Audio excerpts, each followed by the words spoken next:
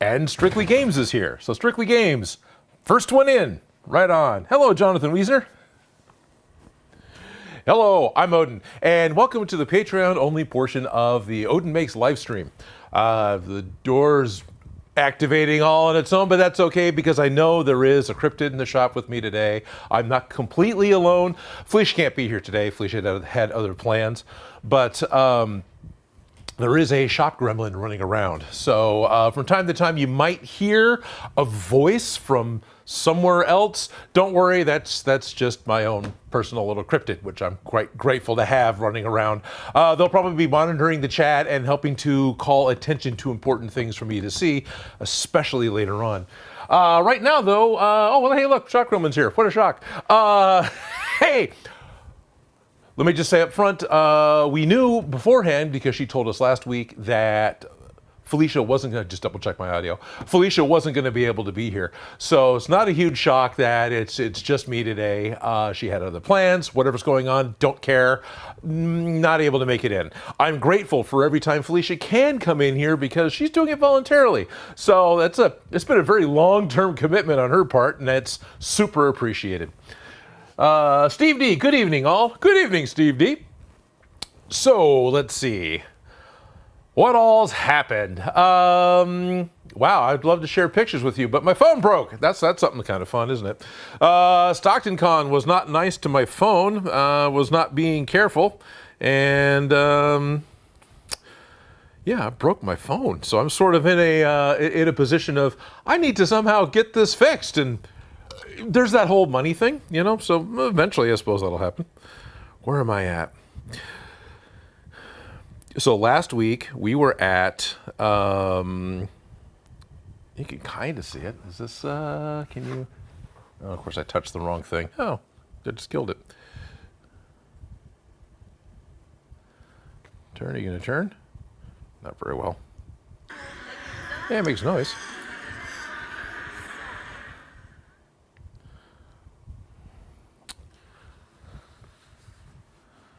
Do a camera shot on my phone because that's professional. Camera 3. So this is an effect. This is that's really my phone. I'm quite thrilled about that. That's wonderfully exciting. That makes me feel oh so warm and fuzzy. Makes it really hard to play Pokemon Go. I do have packing tape over my screen, so I'm not in danger of cutting my finger anymore. Learned that the hard way. But, and it still works, you know, it's just really hard to play Sudoku. It's really hard to read small text. And of course, you've got this lovely shatter across your screen. I guess I am lucky that only the glass broke and the LCD is still fine. So it works and it is fixable when the time comes. What are we looking at? Last weekend was the weekend blender last weekend, and I did post some pictures to Patreon, so you guys have seen a lot of this already. But last weekend in Sunrise Mall here in Citrus Heights, we did a little tiny con. It's called the Weekend Blender. It's the tiniest little Comic-Con that happens up in Citrus Heights, and I love it. I love it because it is super close. It's a free con with free parking. It's easy to get into, and it is a very relaxed, low-key con, if you want to call it that. And it's easy to talk to people. It's easy to talk one-on-one with people at length. And what we're looking at for the 12th or 13th time is my friend, Professor Mojave, wearing the Mechagodzilla suit. So this is the first time, I think, first time to memory, that someone else has fully put on the Mechagodzilla suit and stomped around. And he had a blast doing it. I enjoyed watching it because I got to see things I don't normally get to see, like the back of the head opening. Now, of course, Professor Mojave's he's a little taller than I am, his neck's a little taller than I am, so the parts don't quite fit the same. So, you know, but I'm pretty sure I still get that opening. I really don't care too much. I can see exactly how badly the hip connections fall apart as you walk around. But let's see, what else we got going on here? Yeah. Oh, okay, yeah, that's a quick little nothing video.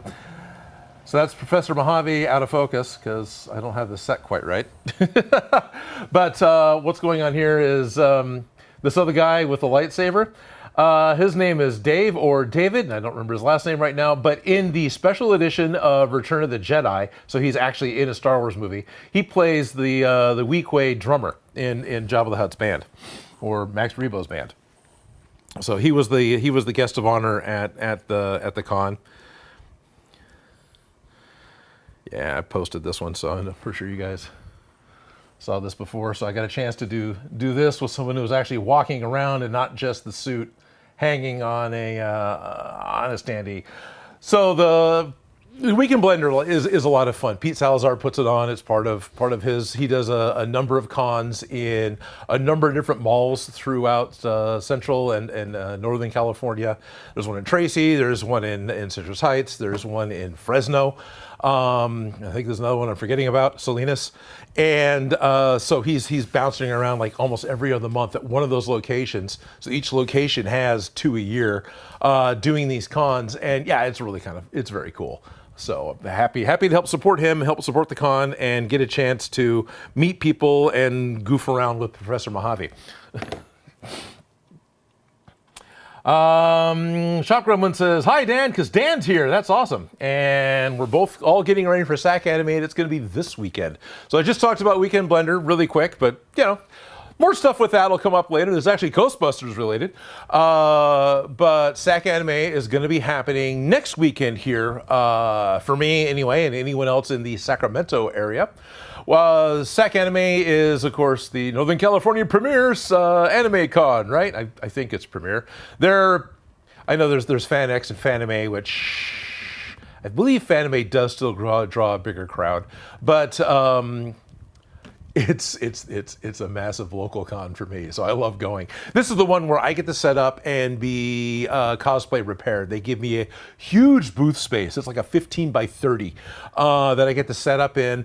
And this year, there's, I think, 13 of us that are scheduled to be there, including a couple of new faces. So what I'm planning on doing, usually it's a big section of like an Odin Makes exhibitor booth, right? I used to bring a TV and had the Gundam and the Mechagodzilla and all sorts of stuff set up. And then there was an area that was maybe 8 by 10 that was for cosplay repair. I'm about ready to totally flip that. The cosplay repair is going to grow to be probably at least 50% of the booth. And the Odin Makes exhibit area without the TV, Dan's Gundam's still going to be there, and Mechagodzilla, I'm sure, is still going to show up. So that's all still going to be there, but I'm just not going to bring as much stuff, and I'm going to make the cosplay repair area bigger because we've got more people to help, and it's going to help. There's been years where the people have had, an hour or more wait in line. We have had a queue going out and around the corner where we can't see the end of it. Which may not sound like a lot if it's only 4 feet away, but this is going across the hallway, which is a big hallway, like, driveway big or bigger hallway, and then going around the corner and down that hall, and we can't see the end of it. So having more people being able to help at the same time is fantastic. So I'm looking forward to this 3-day weekend, and I enjoy SAC Anime, so it's very cool. Miss Mary Mac is here. Hi, Miss Mary Mac.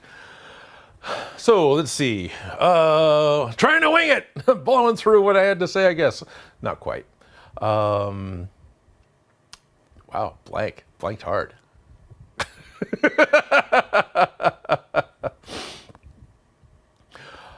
Okay, one of the things that has been really fun here this past couple of weeks that's come up, and there are now going to be videos in the works because I need to.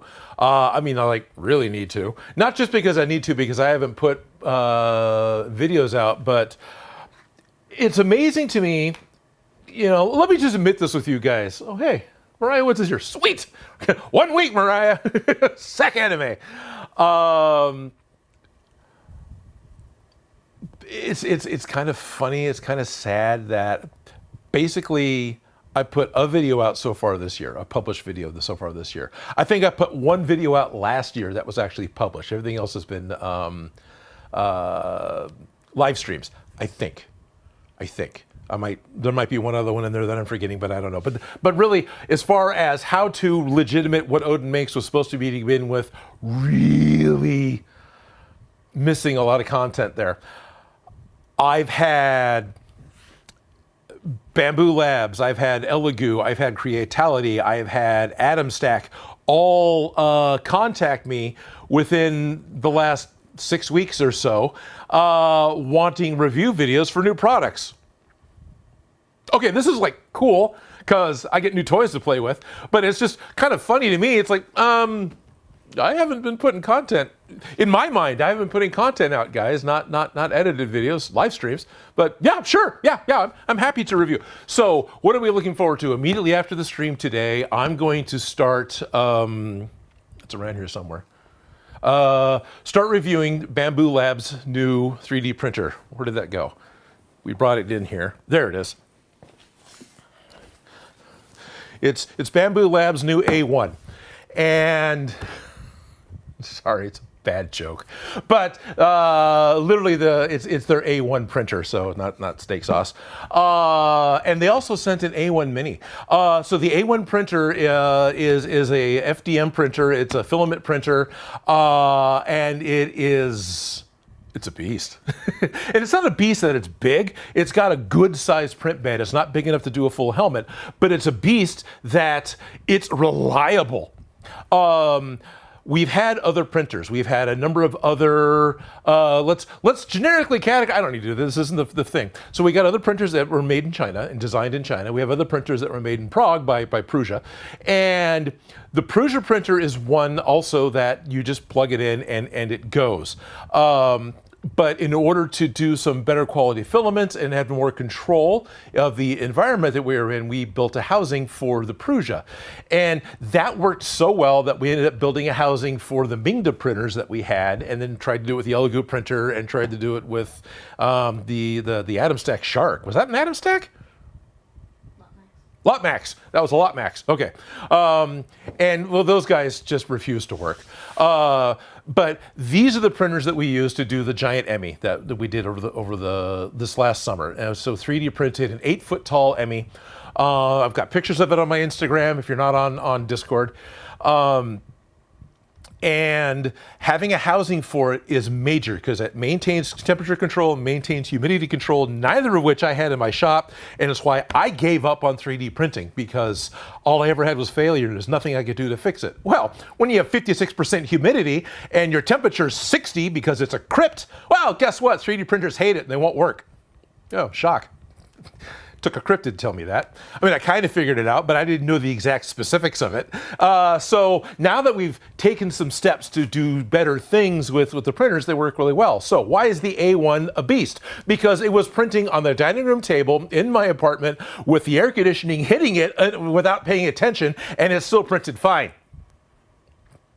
I wouldn't want to do that all the time and forever. So we are actually in process of making a case for it, because by making a case for it, we can start using more advanced materials, even though we can't put all the advanced materials through the automatic teller machine, through the material selector, automatic material selector.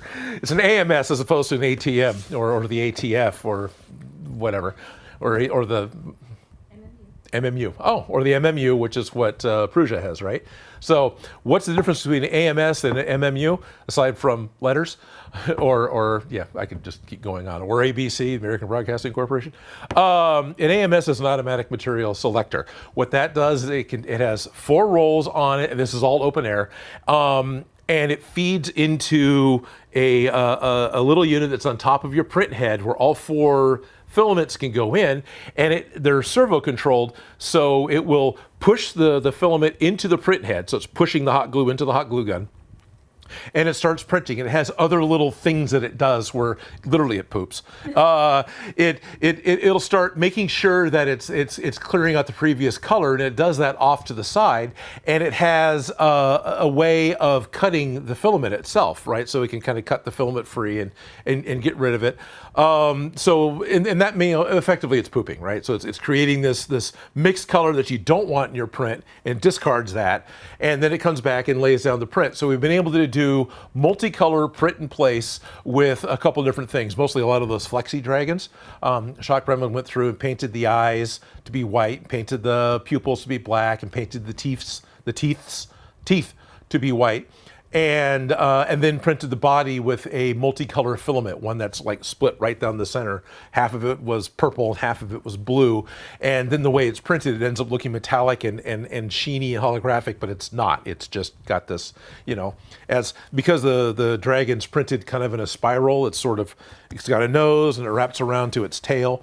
So as it's printing, you get this variation of color across the whole body. So when you look at it, it's really very cool the way it works.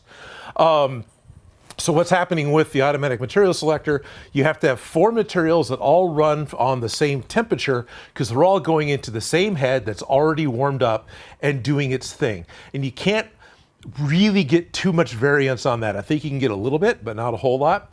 One of the things we did with the A1, Royal we. One of the things that Shop Gremlin did with, by the way, I'll be saying we, and that'll happen a lot, and I apologize to Shop Gremlin. I'm not trying to take credit, because trust me, everything with filament 3D printing, that's all SG. I do very little. I'm happy to help clean the beds and hit reprint. Because the failure rate I had previously was so high, I just don't want to touch the silly things. Anyway, has the head set for a certain temperature, and there is a type of water-soluble filament that the machine can use so that when you're done with a big complex print, you can just soak it in a bucket of water for a couple of hours, and it will separate, mostly.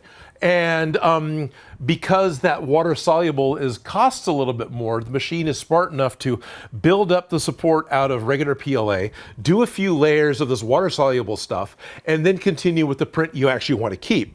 And there was a print that they had done, which was using 3 different materials. It was the PLA for the support, the water soluble PLA, and then one that was copper infused. So it's got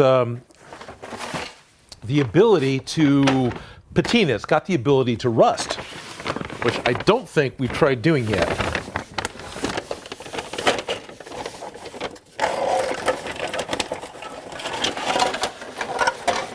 Don't worry, Ghostbusters stuff's coming up. And so what we ended up doing was a very nice and ornate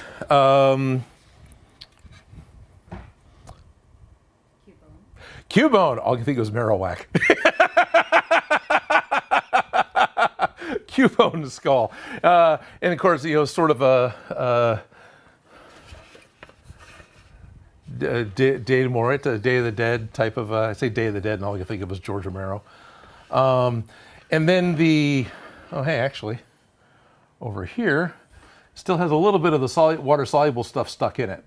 But the print resolution, I am very impressed with. Now, this was done open air on the dining room table. This was not done in a enclosure, which to me means it's just going to fail, and it didn't. So I'm very happy with the print quality of this Cubone skull, and I think the model is really cool too. But so yeah, this particular filament is copper infused, so there's a way of doing a vinegar and salt bath or something to it, and it'll do that green copper patina because it'll legitimately tarnish. Yeah, so that was cool. Now, why did there's this? The other one was the multi-material unit. This is a similar process that Prusa has developed, but instead of having 4 filaments that are running into the same calibrated print head, this is a machine that picks up different print heads. No, I'm being told no, I'm saying something wrong. Okay. So the MMU is the same as the AMS. So the multi-material unit is the same as the MMS, but it has 5 colors. So it does the same thing as this, but the XL has 5 heads as well. Okay, there we are. Gotta make sure I get my terminology right, because Prusa will just punch me in the face if I got it wrong. No, they won't. They're an awesome company.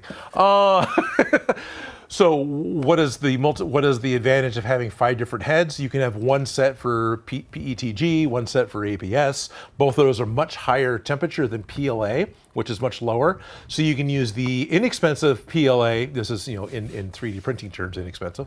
Inexpensive PLA to do all of your support material, and then use your ABS or your PETG or other specialized filaments that start to get really expensive to print the object you want. So you're not spending all that extra filament on parts you're just going to throw away as soon as the print's done, because it was just needed to help things fly in space while they get printed.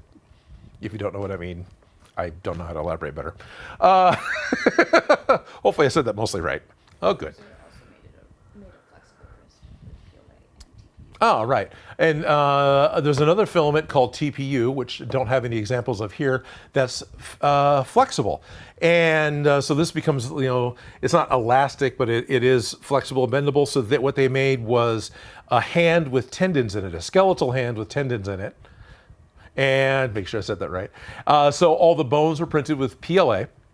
And all the tendons were printed with TPU, and then it had a separate support bed on it. So when they pulled it all apart, print in place, you actually have the tendons, and the hand was actually flexible and correct. And it was all just print in place, which is really freaking cool. So yeah, excited about the A1. They also sent the A1 Mini. This is from Bamboo again. Jumping back to, pardon me as we just ADHD our way through this. Bamboo Labs also sent us the A1 Mini, which has got the same print bed as the Prusa Mini, which is the one Prusa that currently have. And it also has a AMS unit, the automatic material selector. So it also has, it's the same open air, 4 reels going into. It works the same as the big one. It's just, it's got a slightly smaller footprint, and it is also a workhorse of a machine. It was churning out those flexible dragons and doing test benchies in like 12 minutes, all open air and without much of a problem. And then we put it into an enclosure, and we did see a marked improvement by it being in an enclosure, because it started to have less wispy things at the points, like the tops of the crystal ears of the dragon and the tops of the spines. Open air, it would have a little bit of extra filament stuck to it, right? I don't know a better way to explain it.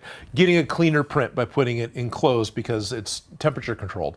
Even though it's not completely enclosed, because made one door on this like double door thing, never got around to making the second door, still haven't got around to making the second door. So it's got like draft control, but it has no humidity control. And the temperature control's because it's, you know, one of the barn doors isn't closed. Anyway.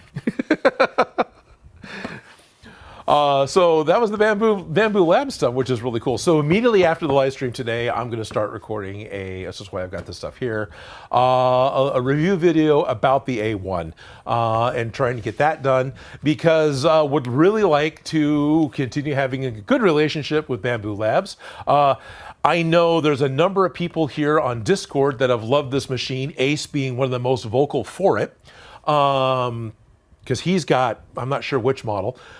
He's also got the A1, no, P1. So Ace has got the P1. I should just ask the person who knows, the cryptid who knows. So he's got the P1 and has been printing with it for a couple of years. And yeah, they rarely screw up. Very rarely have they done anything wrong that I can think of. The Mini had a bad print once, I thought. Didn't it start printing in air, or it knocked something free? Basically what happens is the wipe tower can get knocked free. Now the A1 did that a lot more, because printing big bones and things.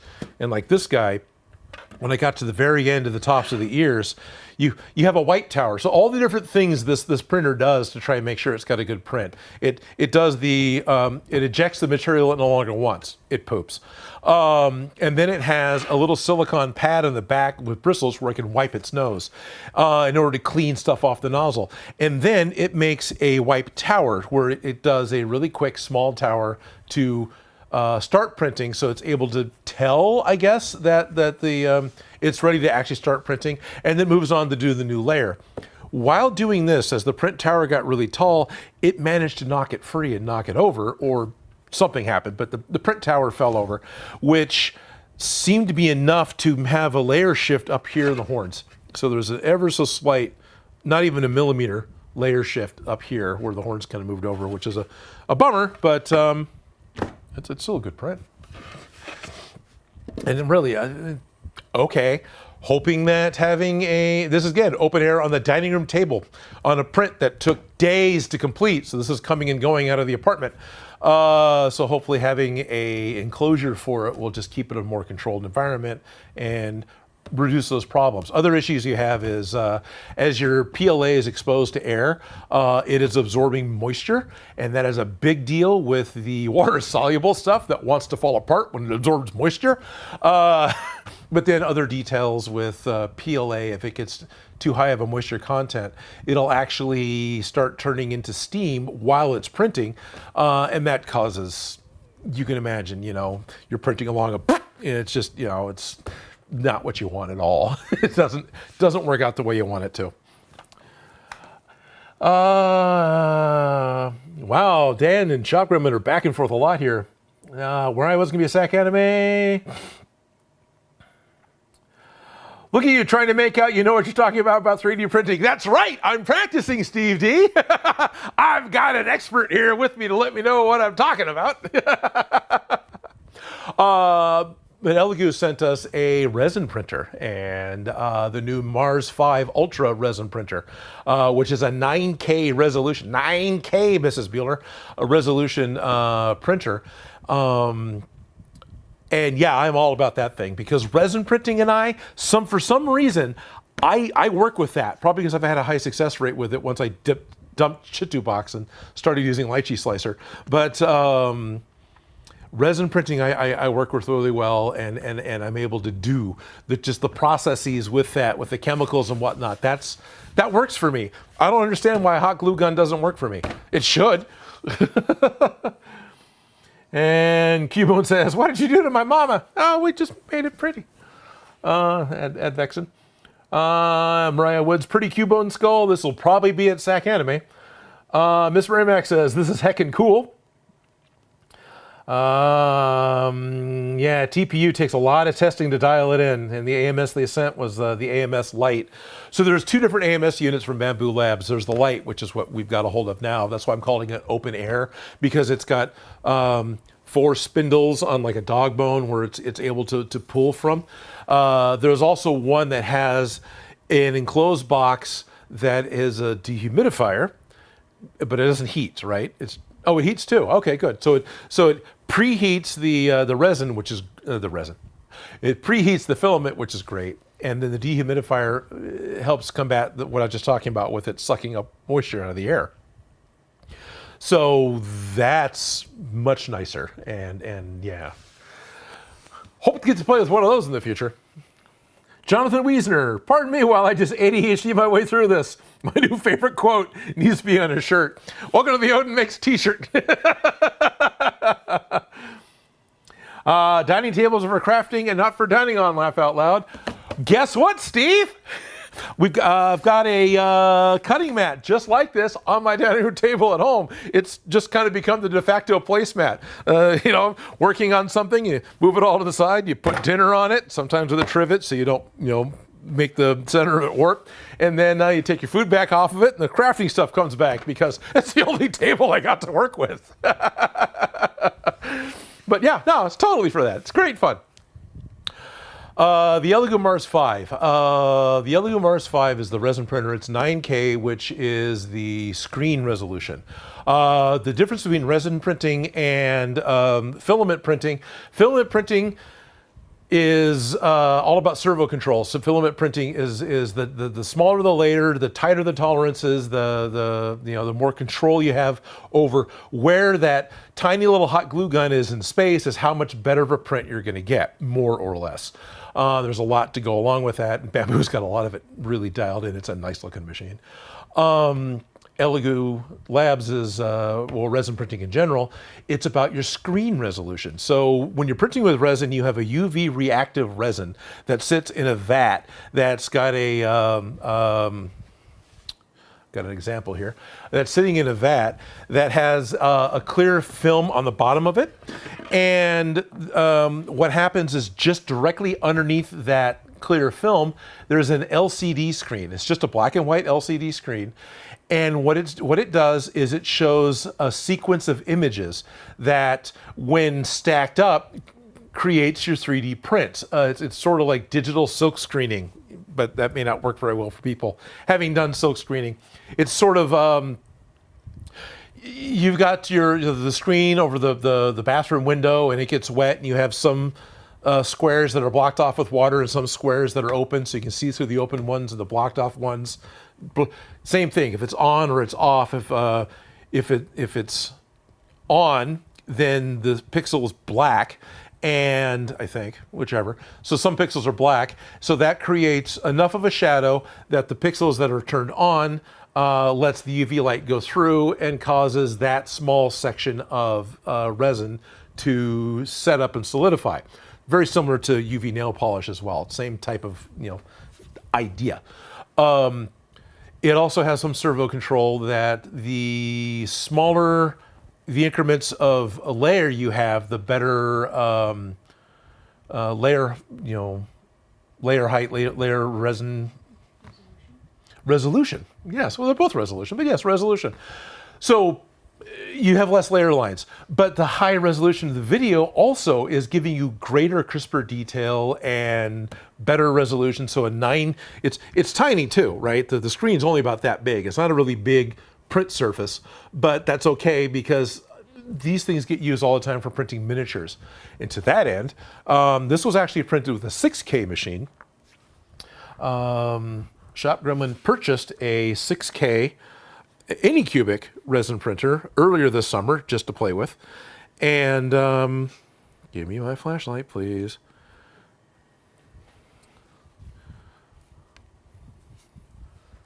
It's not that dark, but still. So it's kind of a joke of what layer lines. And it's really, I believe that's in focus. My eyes aren't, so I think that's the focus spot. But this one also happens to be translucent. Don't shine the light directly in the camera, Odin. But anyway, it's a little Charmeleon. But so this tiny little guy, yeah, resin printed with a clear water washing resin. So this is one that is washable with just tap water as opposed to alcohol. Originally, resin printing was done with alcohol, but the 9K even has greater resolution than this. By what, 33% more. So, yeah, interesting.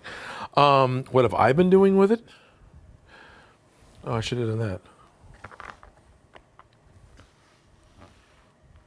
Of course, it's a little close, so it may not. It looks pretty good.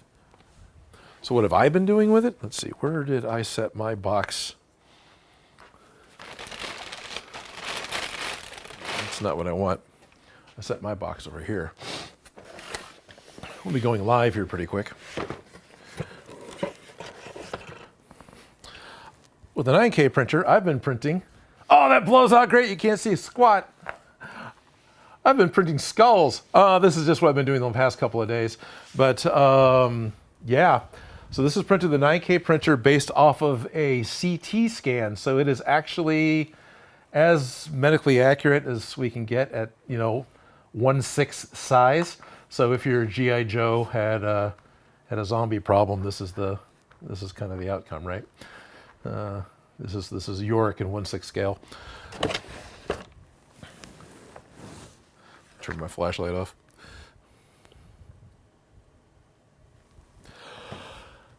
This is cool. This is none of the water wash resin. I'm really enjoying a lot getting to print with this resin, getting to print with a machine that's able to have this kind of resolution and this kind of control. It's able to print at, what do you call them, 20 picometers? Is that what it is? 20 nanometers? 0.02 millimeter per layer. It takes it, yeah. No, a lot. I had a number in my head, but I forgot now of how many hundreds of layers it took in order for it to be, 1.5 millimeters tall.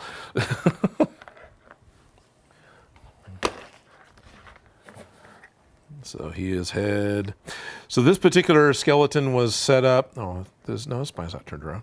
Was the artist on Thingiverse set him up as a display for a doctor friend and made it so he could be wired together. So this is a complete skeleton that just has a little bit of electrical wire ran through him.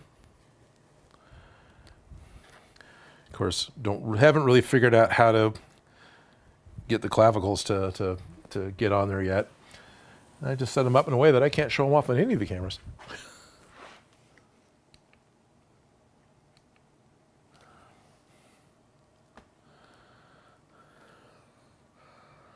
Come on, quality camera equipment over here. There we go, that'll be fine. Cut to that.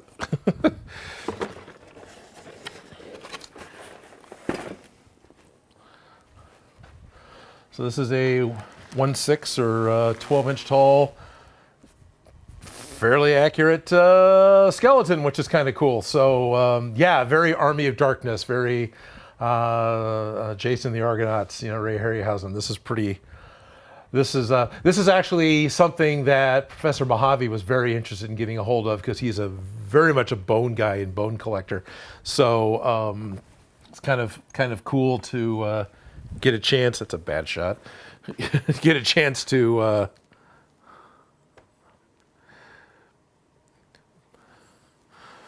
play with him with getting some of this stuff going too.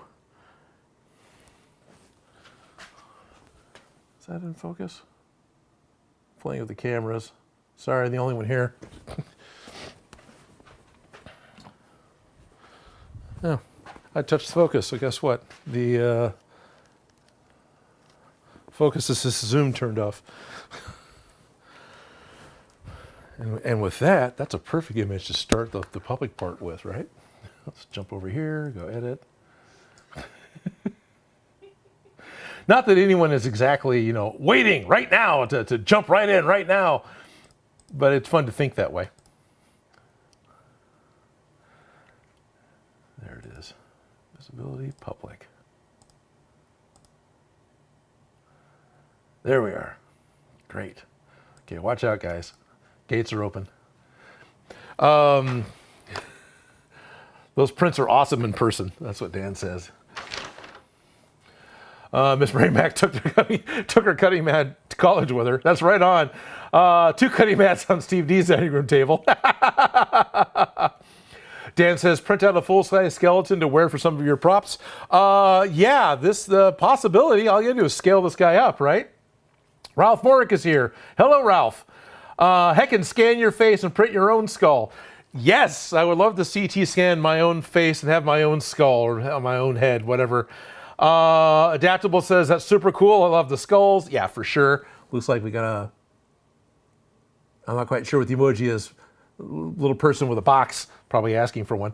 If you get a CAT scan, you can ask to keep the scan and learn to print your own skull. I don't know if that's an x-ray, I forget. No, Advexin, you're right. If you get this is done off of a CAT scan. There is a company that sells software that can take the layers of a CAT scan and convert it into a 3D object. And that is literally how this skeleton was made. This entire skeleton was put together using CAT scan technology, or whatever, which I think is really cool.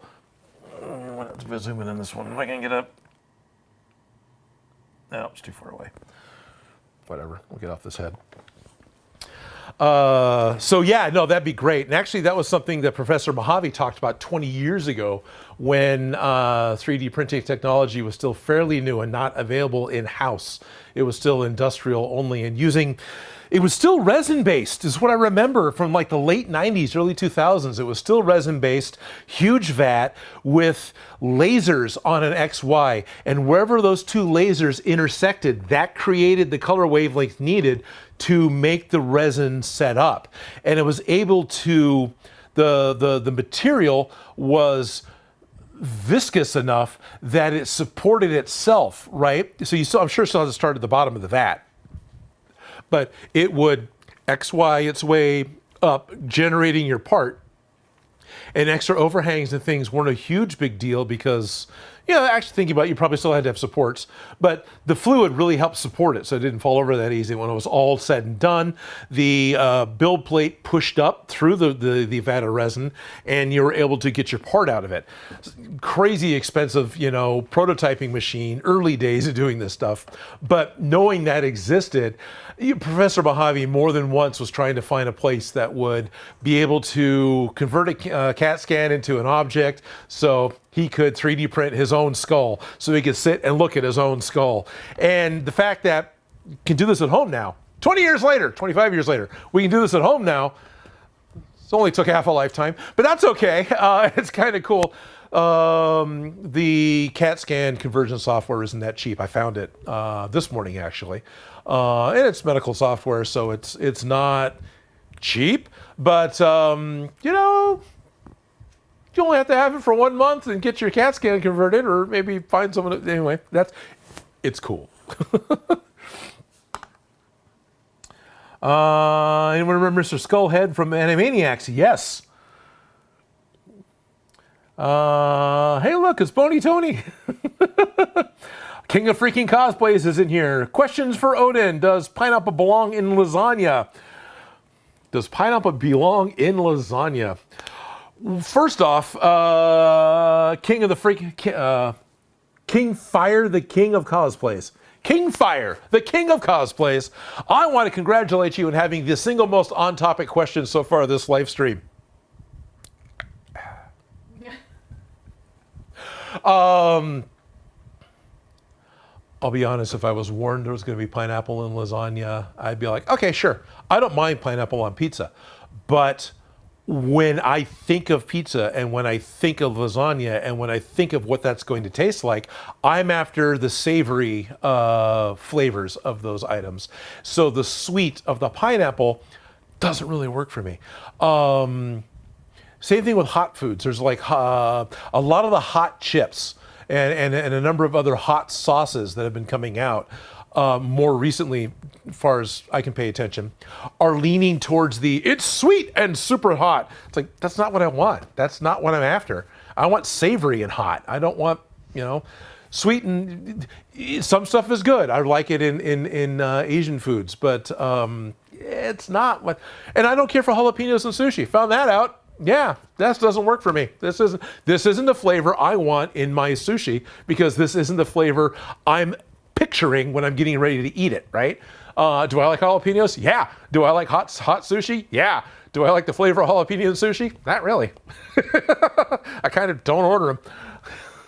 So, does it belong in lasagna? No, I would never intentionally put it in lasagna because that's not what I want. Does it belong? Sure, put whatever the heck you want in lasagna if you enjoy it. I don't care. Put anchovies in your lasagna. It's basically a thick, doughy pizza, right? Ralph says pineapple lasagna sounds awesome to me. There you go. Ralph's probably got more of a sweet tooth than I do. Adaptable Gator sings out, no, they do not. And I like pineapple. Jimsy says, remembers watching documentaries about the 3D printing. And yeah, it was amazing. I thought so too. I only ever heard it explained to me or only read about it. I don't remember seeing it. Not that I can. It's one of those weird things. It's like, do I have memories of seeing it? Or do I have memories of what my images I created because of what I was reading about? Laser Dragon Beam. Yo, what up, Odin? Been watching for years and I'm glad to catch you live. Thank you. Hi. Also, skulls for the skull throne. Throne of your own skull. Killer. Yeah, we were talking about, I've got videos coming up. I've got, because the first portion of the stream is for all my Patreon members, so a quick recap for them. Even though I haven't had as many build videos come out recently, I want to get more out. Trust me, there's just logistics I'm still trying to get nailed down to get that machine going again. Even though I haven't had as many edited videos, it's all been live streams over the past couple of years now. Companies have still contacted me recently saying, hey, we got a new thing coming out. You want to make a review video? So I've got like 5 review videos coming up for Bamboo Labs, Elegoo, Creatality, and Atom Stack. So I've got a couple of laser cutters, I've got a 3D scanner, I've got a resin printer and a filament printer, all that I need to have done by the end of October. So it's like, all right, well, I guess we get to do some stuff. So this is the beginning of me talking about it. And yeah, the bone guy is great. This ties into Ghostbusters because once had the resin printers set up and going, and realizing after the last stream that I'm in need of Greebles, and literally start trying to look at how I can go to Ace Hardware and buy the pieces I need. It's like, no, wait a minute. I can 3D print them. Sorry, it's a dumb thing that's like, duh, of course you can 3D print them. But I'm just going to 3D print them. Fine, don't care. Why not? I can buy the modern equivalent of the parts, and there's nothing wrong with that at all. It'll look great, but I can also potentially 3D print a fairly more accurate part because these things are modeled after the actual thing. So I've got 2 sets of pardon me, Mr. Bones. Let's have you hang out in the corner here with Charmeleon. Here, get yourself your little hand, and there. It's sort of like your own little Bean or Bruno. Oh, now you're gonna fall over. Oh, his horn's falling off. And also, dude, I'm sorry I cracked a couple of your ribs taking you off the print bed. Now I want to set Charmeleon in his lap, but it just might look weird. I'm gonna step off frame and adjust the camera so we can see him, which went to sleep.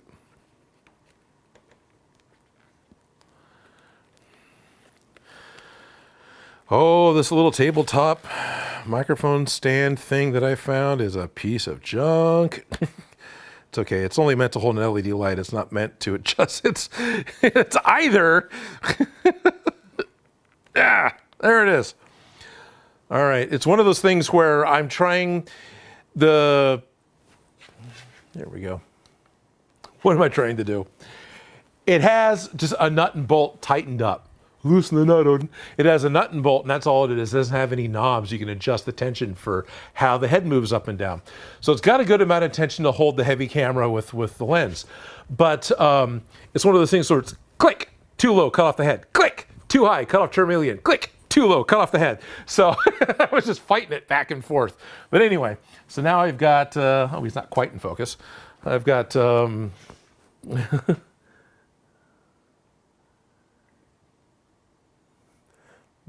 there we go. Of course, it'll go to, there we are.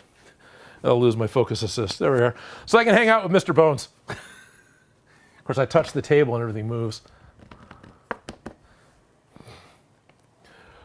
Now I move my close-up camera. Now I'm going to pull out more tiny things. I move my close-up camera because I'm thinking what I've got are 2 bags full of Ghostbuster Proton Pack parts. These are all printed from the Q-Pack file. Which as far as they're accurate enough for me. How's that? They seem like they're pretty accurate. They're accurate enough for me. They're more accurate than I would have been making it on my own. It's more accurate than I would have gotten by trying to find at a hardware store the equivalent, because a lot of the stuff isn't manufactured anymore. So this is the thing that I can actually work on that's actually Proton Pack oriented. So I've got a bag here with all the Greebles, including clipper valve knobs. 4. Come on, let go. Now everything gray was printed on the 6K printer. So, because I've got 2 resin printers that are working currently. I've got the 6K from Anycubic, and then we've got the 9K, which is this vanilla bone-colored one here, that came from Elegoo. So this is all, there's more here than we need. Like this guy, I think this one is printed with the pieces in place, and this one is actually printed with that part separate. They don't fit together because well, it does fit together. I don't know if you can see it. There's like a flange in the bottom. I can't move it closer to the camera because it'll just go out of focus. But this is an element of resin printing where the first few layers are a higher amount of exposure in order to get better adhesion to the print bed. So it ends up being like 1/2 millimeter wider. So it has kind of a foot base on it. And almost all the things that I printed flat on the print bed has got this little flange on it. And for the most part, like with the resistor here, don't care. I'm not gonna even bother to clean this up. It doesn't matter. I'm gonna end up painting it and weathering it, and there'll probably be glue squirting out from underneath it, so it's fine. But if pieces need to fit together, like the 2 halves of this valve, this I might actually sand so it fits together slightly better, right? Because I can see that, because this line doesn't belong there. I don't know how well you can see that with all my meaty hands. But I'm just happy that all the, I can go back to, I got the Mr. Bones cam. Now I can take the Mr. Bones cam shot off. All the effort putting that together for nothing. Where'd you go? Camera disappeared.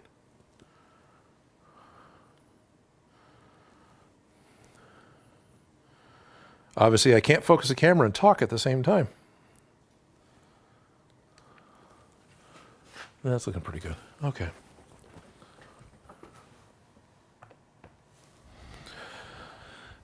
Okay, so that's the one that's in focus.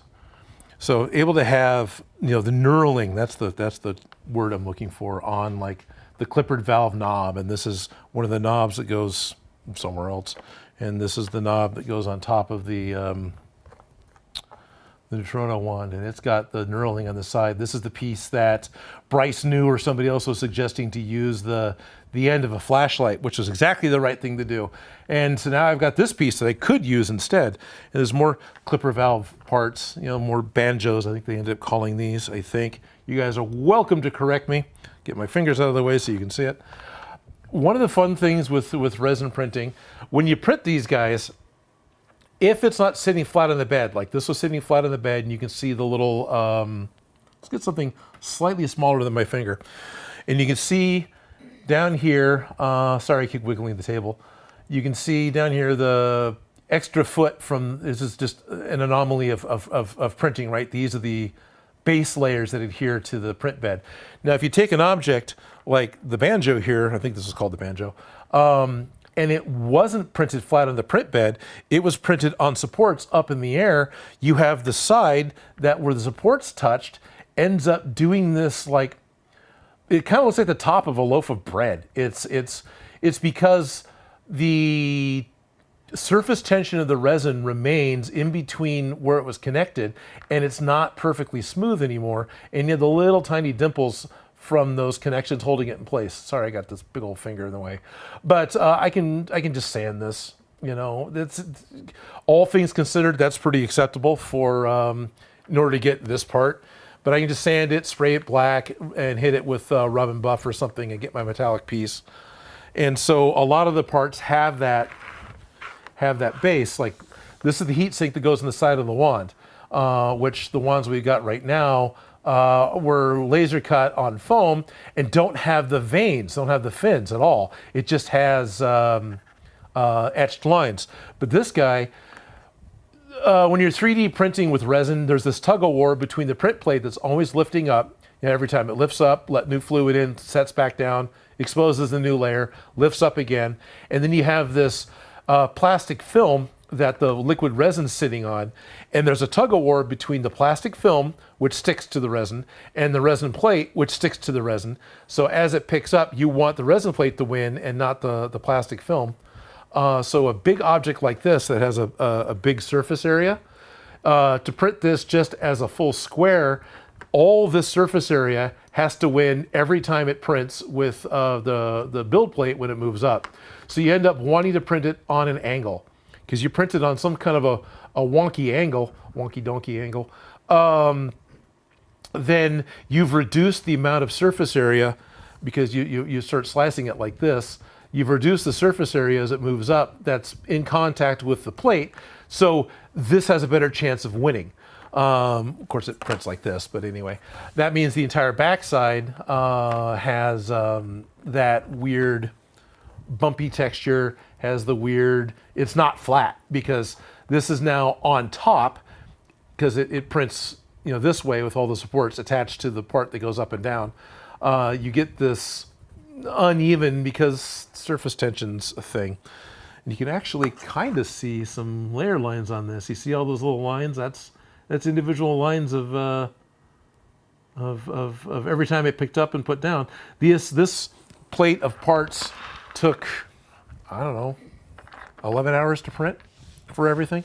This is one piece that actually isn't an Ernie. This goes inside the pack. It's the connection for one of the looms for one of the cable things.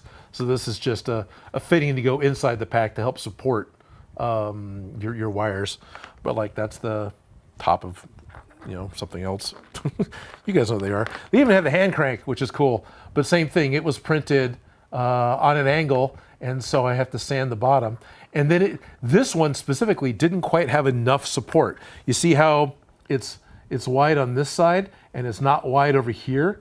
So this side didn't have enough support, so when it was printing, to have this sharp corner. So it ends up being sloped. But you know, I don't really care. This will still work this will look better on the pack than the double set of circles I've got right now, so fine. And look, it spins. Now this is a solid piece, so even though this little knob should turn independent of everything else, and this should be a set screw, it's just an artsy solid piece, but you know, that's all my pack is right now anyway, so who cares? I got more resin things, got the stuff that goes in the end of the gun, got parts and parts and parts. So I've got 2 sets of all these parts that are printed up, one for my pack, one for Felicia's pack, but because it was fun, I also printed up a 3rd set. I got to hang out with the Terror Dog Squad, some of the Ghostbusters here in Sacramento, at the Weekend Blender, the con that earlier I was showing you a little bit of video, a couple of pictures of me standing next to Godzilla at that con. The Terror Dog Squad had a big presence there. They were actually prototyping a couple of interactive things that kids can do that were Ghostbusters themed. So they had some old and some new Ghostbusters toys that fired, you know, like the Kenner Proton Pack, like the one that I found at the Goodwill, and because they re-released it. They also had some other like cat toy shooters, and they had an inflatable Slimer and some other targets kind of set up as like a Proton Pack shooting gallery that the kids could play with, and then a big coloring station, because they're figuring out what they can do that's more interactive and fun with community, because that's really what the Terror Dog Squad wants to do. They want to do more than just show up and look like Ghostbusters and walk around and everyone listens to Ray Parker Jr. They want to do something more interactive and fun. So they were prototyping all that. One of the guys I got to talk to at length was Frankie. He was a fairly new Terror Dog Ghostbuster, and was hearing from some of the other guys. Apparently, he knew who I was, and was like, "Oh, I can't talk to him. No, no." Like, yeah, you can talk to Odin. Whatever. You see me at a con, walk up and say hi. I feel like I am approachable. I feel like I am not a flaming jerk. I'm just a normal low-key jerk. Not really. So just walk up and say hi and talk about whatever it is that you wanted to talk about. That's fine. That's the best part about cons for me, is getting to talk to you guys. So anyway, Frankie was intimidated and took a lot of coaxing from his fellow Ghostbusters to try and say hi, and he kind of managed it and then ran away. So one of the other guys, I think Chris, came over later and it's like, "Hey, would you come talk to Frankie? He can't shut up about you, but he's afraid to say hi." So, "Hey Frankie, what's going on?" And there's actually a little bit of video of this that the Terror Dog Squad posted to their Facebook page. So if you look up Terror Dog Squad, Terror Dog's the thing that Rick Moranis and Sigourney Weaver turned into in the first Ghostbusters movies. That was the name of that horned beast, pit bull thing. It's a terror dog. So if you look up Terror Dog Squad, you can find the video of me talking to Frankie. And what was cool is Frankie's showing off his pack that he put together on his own, totally scratch built from cardboard. This goes back to constantly me and Felicia saying, you guys want to build cardboard? Do it. It works.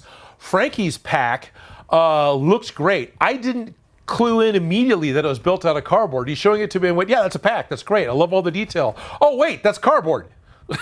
That's the way that worked for me. And then he starts showing me, he's got lights in it, so the cyclotron spins, and he's got a remote so it can do different colors.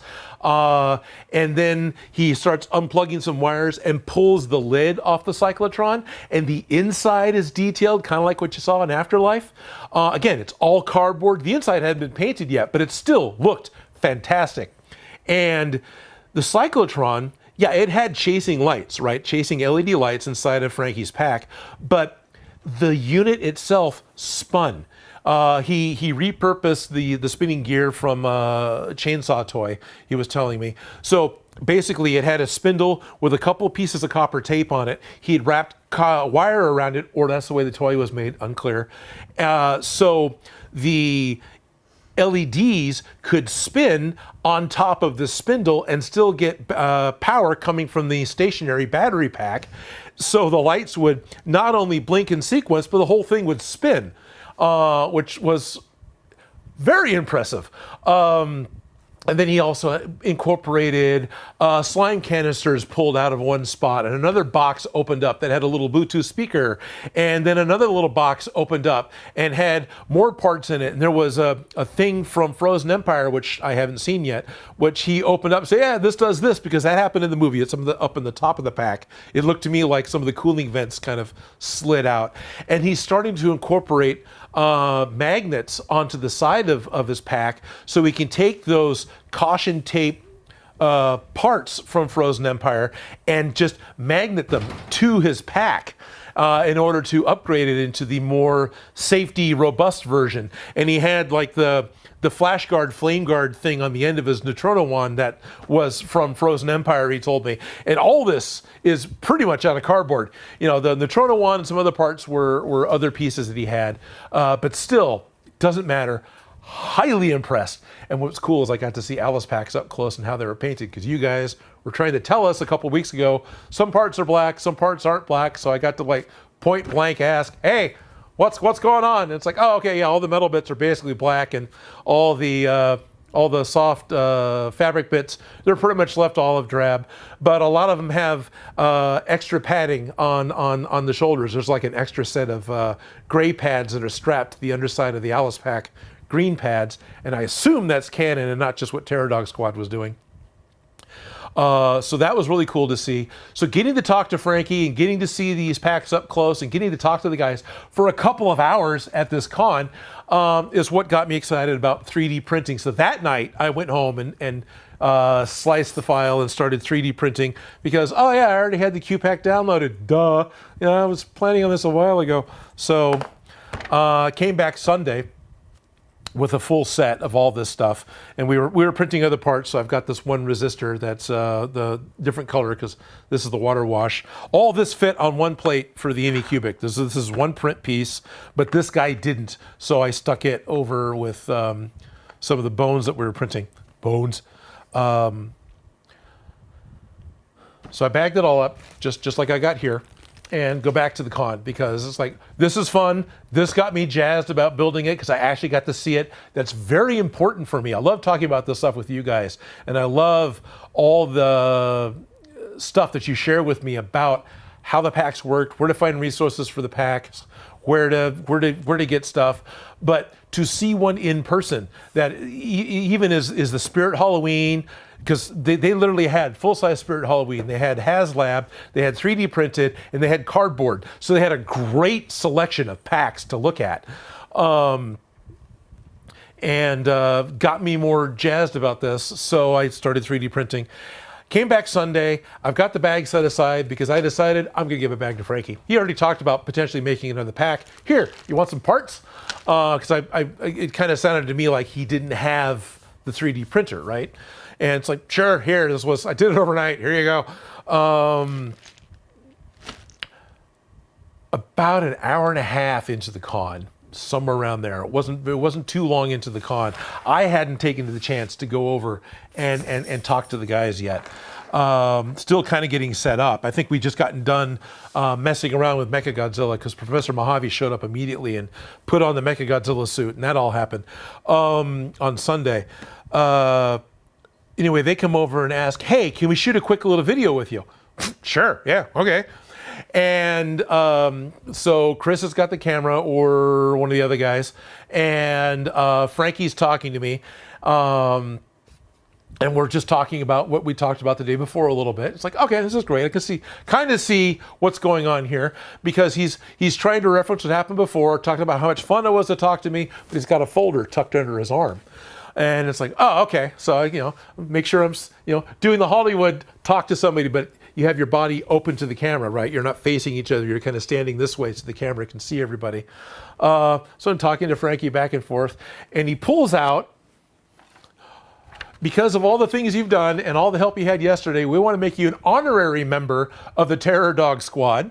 So I've now become an honorary member of one of the Sacramento area Ghostbuster groups, which is really cool. And they said as soon as we get the packs done and some sort of suit, then they'll bump this up to being an actual member. So right now, honorary in spirit, right? So yeah, this is cool. I'm actually still really... Yeah, the above has been certified as an honorary member of the Terror Dog Squad, California, and is duly authorized to eradicate, exterminate, and/or entrap any and all supernatural manifestations or paranormal phenomena occurring within our jurisdiction. So I've got an honorary license. It's like a learner's permit to bust ghosts. This is, I'm really kind of, this is cool. This was not expected. I'm going to get to see these guys again in about 3 weeks. September 12th is CrockerCon, and they're going to have a table in the same room that I'm going to have a table set up in, and I know Felicia's going to be there, so I hope Felicia gets to interact with these guys too, because having a learner's permit Ghostbusters license is freaking cool. And so that was awesome. And of course then I get to go, well, at the same time last night I did this, and I showed I was starting to 3D print all these little Greebles, and Frankie's into it. He's looking at it, identifying where the parts are. It's like, oh, this is cool. And my thought was, I can print another one. Would you like this bag? Yeah. It's like, oh. So yeah, that was a really fun exchange. The Terror Dog Squad did videotape it. I don't know if they posted it to their Facebook yet or not. Told them they could. That's fine. So yeah, definitely it's Terror Dog Squad, California. I keep saying it. Is it going to help at all if I actually... Sorry, it's blown out because it's white on camera.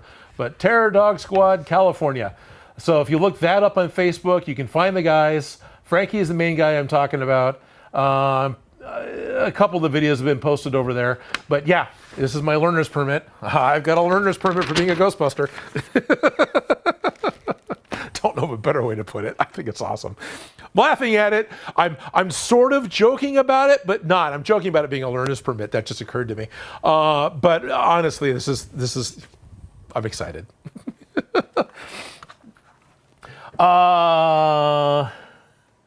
Those heat fins, I've seen the same kind in an Xbox 360, says Adaptable Gamers. Yeah, the heat fins, it's just a heat sink. All the stuff in 84 was made from scrap parts. So yeah, this is, it's just a heat sink. I don't know off of what. It could be old school CPUs had a similar type of heat sink before they started just clamping a fan directly on top of it. They'd have this type of heat sink, and the fan would blow over it because as a piece of metal, the big plate absorbs heat, and that's able to radiate off through the small fins off the top, right? Just like a Stegosaurus's back, right? Yeah. Jerry Can Cosplay is just now back from Dublin Comic Con. Yes. A Weka ad. Oh, okay. From Dan Does Junk. I'm scrolling up to see what I missed, which looks like there's quite a bit. I might have to catch up here. In a minute, I'll start sanding, and I might actually put on a respirator. I don't want to kick that. I might actually spray paint in my shop. Kids, don't do this at home. Let's see. God, that's where we were before. Skulls of Thrones, CAT Scan, Walker Innovations. Hi, Odin. Would it be a possibility to make the Poltergust G00 from Luigi's Mansion 3? Yeah, it would be a possibility. Not high on my list at the moment. but the Poltergust is really cool. I think, I mean, I didn't build it, right? Which is what you're asking. Harrison, Vulpin Props. I think Vulpin Props, if you look them up on Instagram, earlier this year or the end of last year, built a prop replica, a film quality worthy version of the Poltergust. And yeah, Harrison's background, he did a lot of body work on automobiles. He did, it's either perfect or it's not okay. So that's translated into his prop building. And some of the first things I remember seeing him do 10, 12 years ago on Instructables was the Aperture Science handheld portal device and the gravity gun. And I've been paying attention to that guy since then. And now he's legitimately making props, because he lives in Georgia. He's legitimately making props that are used in productions and legitimately making displays and props and trophies for cons and esporting events. Like all the big esporting events usually have Harrison's trophies anymore, which are, resin cast, metallic finished, and then secondarily cast inside a lucite or some other glass clear bubble free resin, super dust control and debris control, just nice stuff. Vulpin Props. And one of those great guys, super talented, shy as all get out, is not comfortable in big social situations. Got to meet him at Dragon Con, and he was not, he was friendly, he was awesome, he was not comfortable is the word I'm looking for. He was not super comfortable in that noisy and people-y of an environment. And if he liked the anonymous level he had from most people, because he rarely was showing his face, but I recognized him, and immediately, punished props. Like, Odin, have you met Harrison? And I'd love to. So that was cool. Paul Herring, hello there. Walker Innovations. I love 3D printing, but I wish I was smart enough to know how to use them properly and how to fix them. Yeah, me too. I get help. Shop Grumman and I have been talking about doing more 3D printing videos about troubleshooting and about how to fix some very common problems. It'll be a lot of me doing the presentation with a lot of information coming from Shop Gremlin's head. So that is a video series in the works. They're already outlining some scripts. And so that's something that will happen. So Odin Makes is going to continue as a channel. I'm still going to make props, but it's not going to be all about only making foam props. Odin Makes was supposed to be open to be able to make anything. That's why it wasn't Odin's foam cosplay. It was Odin Makes. So it's whatever I can build. And even though I may not be 3D printing, I am facilitating the environment that Shop Gremlin is able to do this 3D printing in. So sure, let's do that. Is that a Cubone mask? It's not a mask. It's just it is Cubone, but it's a Cubone skull that's got all the flourishes on it. That was printed on the Bamboo Lab. I'm way behind, guys. Sorry. Looks like a devoted Pokemon trainer who never left a Charmeleon after it got Mega Frozen and died along with him. So I've got my skeleton guy over here holding his frozen Charmeleon.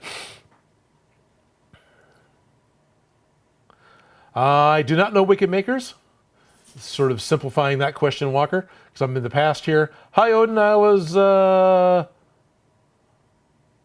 football, but changed my name. Oh, I was BW Football. Oh, this is Crispy Bacon. Okay. Oh, okay. BW Football. Hello. Not specifically. I apologize, but probably. Yes, elephant's foot. They call it. Yes, the elephant's foot from resin printing. Millennium Workshop is here. Hopefully, it's still here. We talked about doors, we get knobs, now we see broomsticks. Who gets the reference? Doorknobs and broomsticks? Nah, I don't see old Disney films. Yeah, I do, and I have seen that one. If something isn't too tall, I just set layer exposure to the same for all layers, and then you don't get the elephant's foot. Printing will take longer though, but I don't mind. Oh, okay. Good to hear. Same kinds of 360, catching up. Belt sander is your friend for those mini prints. Yes, Ralph. Some of these are small enough. I'll just do it with a little sanding block. Yes, it's a Cubone, so it's hard to walk up because... Oh, gotcha. It's hard to walk up because we've heard so many stories about people not being too friendly or whatever, and congrats, you're famous. Thank you, Ad Vixen. People keep telling me I'm famous. I still don't feel it, if that makes any sense. It's weird. It's weird to be introduced to somebody as a celebrity because I still have that feeling towards people that I consider celebrities. It's weird. It's interesting. Anyway, yeah. For the Cyclotron Walker Innovations, I'm not pre-reading these, by the way. These are just as they say. Walker Innovations, for the Cyclotron, I wonder if red motion lights attached to some sort of pipe or something attached to a motor on the inside to spin around to get the look. That way you wouldn't have to worry. Yeah, something. It was, he had... basically look like COB lights, those circuit on board. It's the type of LED lights that are really close to each other. There was still separation, so it didn't look continuous, but it just looked like an RGB COD light, so he was able to change the color. It was red, but then on Sunday, it was, oh yeah, by the way, it goes green and blue and other things too. And so those would chase.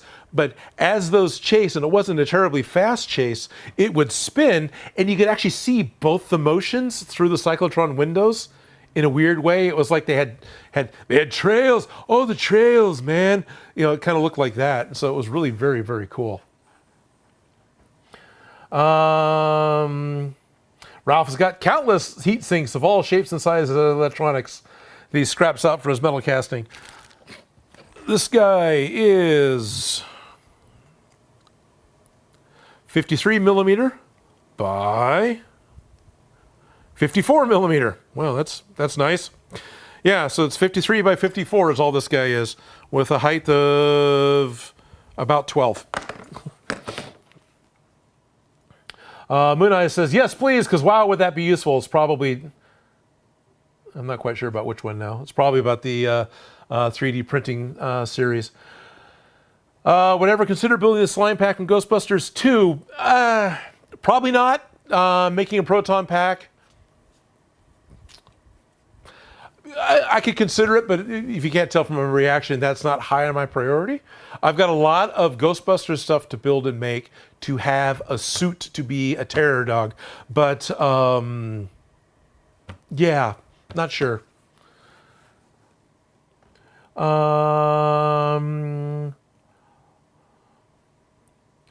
Yeah, Walker, I'd love to be an apprentice for different prop makers, including Adam Savage as well. But a lot of prop makers don't have apprentices as much, unless they're a professional shop, having a lot of money coming in and having a lot of work going out. Funds, space, and projects for apprentices just, they don't mesh up. So I don't have any. I don't foresee ever having any, because the Odin Makes shop is almost strictly YouTube and a little bit of con appearances. It's sort of like a glorified hobby, to be perfectly honest. So don't really have the ability to do apprenticeships, but they do exist, because Volpin Props has got a shop. Wow, I'm blanking on the name. The guy that built the Rancor, Frank Ippolito, he still does a lot of stuff and has apprentices and has other people come in. But a lot of these shops, it's not a full-time forever job. It's a, oh my gosh, we got to make a bunch of crap really quick. We need more people. And so it's, everybody comes in and crash, bang, boom, you make a thing. And then you go back to your day job that supports you until a big project comes up again. So these shops can afford to hire people. It is super rare to get a permanent full-time paid apprenticeship job with really any prop shop, because the constant need of building is rarely there. It can be, but it's rarely there. So you want to do, an internship that's not paid.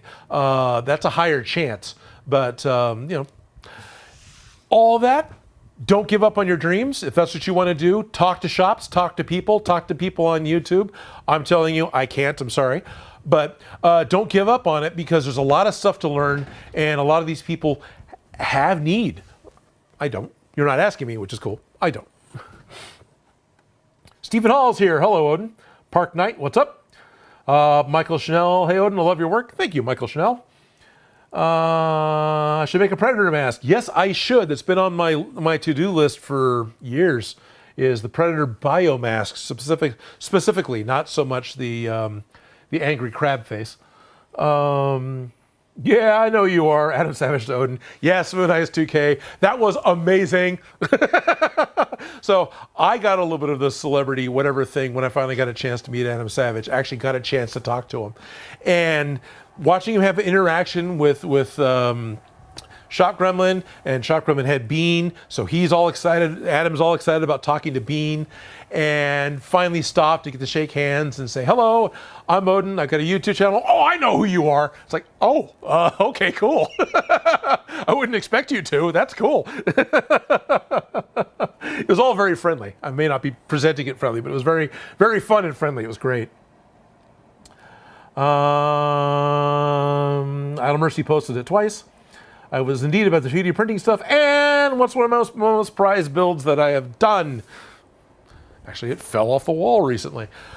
Okay, so people ask me all the time what's my favorite prop, and a couple of the things that I immediately answer is the Baron Zemo mask, which is in a tub waiting to go to SAC Anime, because it is literally only 2 layers of 2mm foam with a couple of extra little accoutrement bits in order to be the cloth mask that Baron Zemo wears in the Falcon and the Winter Soldier TV show, because it's very different from what he wears in the comics. So it's got like the corduroy look, and it's got stitch mark looks, and then it has like angry eyes and other mouthpieces stuck into the 2 different layers to get that dimensional, and it works really well. And so I'm really happy with it because of how simple it is, but how good it looks. It's really kind of a weird thing to be happy with. But then all the parts also were cut to be the weird banana shapes they are, right? Like, how do you hide seams on a mask? Well, thankfully that mask looks like it's sewn together strips of corduroy. So each piece of foam is a very weird organic shape to be this weird strip of corduroy that when it was all glued together made a human head, or a mask that fits over my human head. And then it's easy to breathe through. And even though the breathing slits are just in between those corduroy seams, but I cut them out kind of like arrow slits on an old castle where the outside is very thin, but then the inside is really wide. So it isn't a straw, it's just a little vent. And it's very easy to inhale through, so you get clean air every time you inhale. It doesn't exhale very well. That comes out the eyes and comes out comes out your neck, but whatever, at least it's going away. So you're able to exhale. The thing that I was super happy that I got to build, and it doesn't have batteries in it right now, and it just came off the wall recently. It's dusty as hell.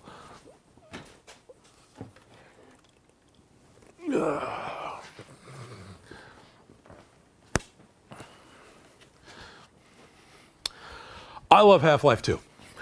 Maybe not as much as Portal. But yeah, the fact that I managed to make a gravity gun. And okay, is it game accurate? Enough.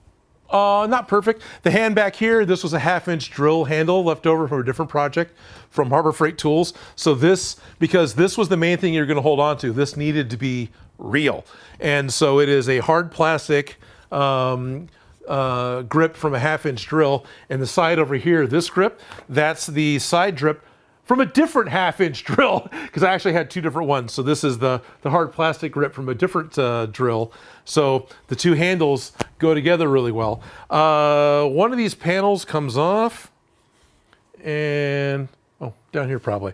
And a 12-volt Milwaukee battery goes into it that powers the 12-volt orange LEDs inside. So the Zen crystals glow.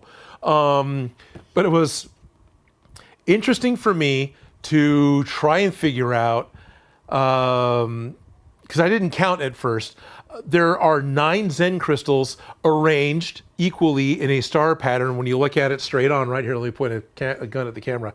So there's these 9 Zen crystals that are arranged around it. It is 9, right? No, there's 6. Okay, there's 6 Zen crystals. And then out of the 9 pieces that are arranged, 3 of them are the claws, which, okay, all that divides into 360 very easily, but it didn't occur to me when I started, and so it was just a lot of fun to build. The Zen crystals are all that polyethylene packing foam that one of the 3D printers came in, and I just splatted a bunch of black paint on it. So when they do glow, which I really don't think I'm going to be able to make happen. This thing hasn't been on or down off the wall in years. I don't even know if I've got a charged 12-volt battery here. There's the charger. Oh, there's a battery in it. Oh, it's charged. Let's see if this thing still works. So yeah, this was really cool. And of course, I think you saw that the claws kind of work, and they were all cut out of Sintra. And this big complicated build that I did was just before I started laser cutting everything. So this is all hand cut, if I remember right. I need something to help me get the battery pack to open up.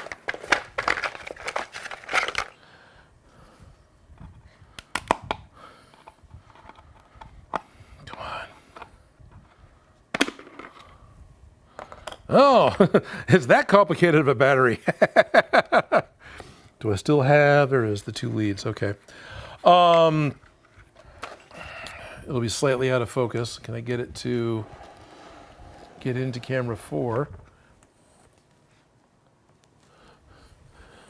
So my battery leads are, oh, it just fell off. Oh, I'm fucked. Well, I'm not gonna be turning it on right now then. They're terminal posts. So they're just little round terminal posts because these fit, there's negative, into the little slots on top of the 12-volt Milwaukee battery. But the terminal post on my positive just broke off and fell into the body. So I'm not going to be able to light it up right now. If only there was someone in the shop that might be able to do something about that. Yeah, sounds like it probably can't happen right now. Are there crimpers or anything else to, you might be able to fix that one specifically, but is there any way to put a new one on?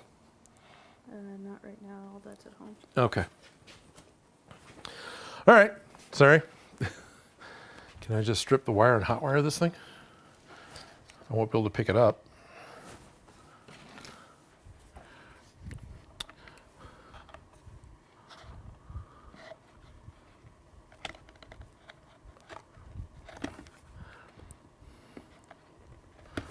There it is. Okay, so there's the tiniest, faintest of markings on here. It's negative and positive. So let's, negative there. Is this positive going to work? No, it has to go inside, doesn't it? Well, then I don't even know if I got it turned on. I've actually got an on-off switch.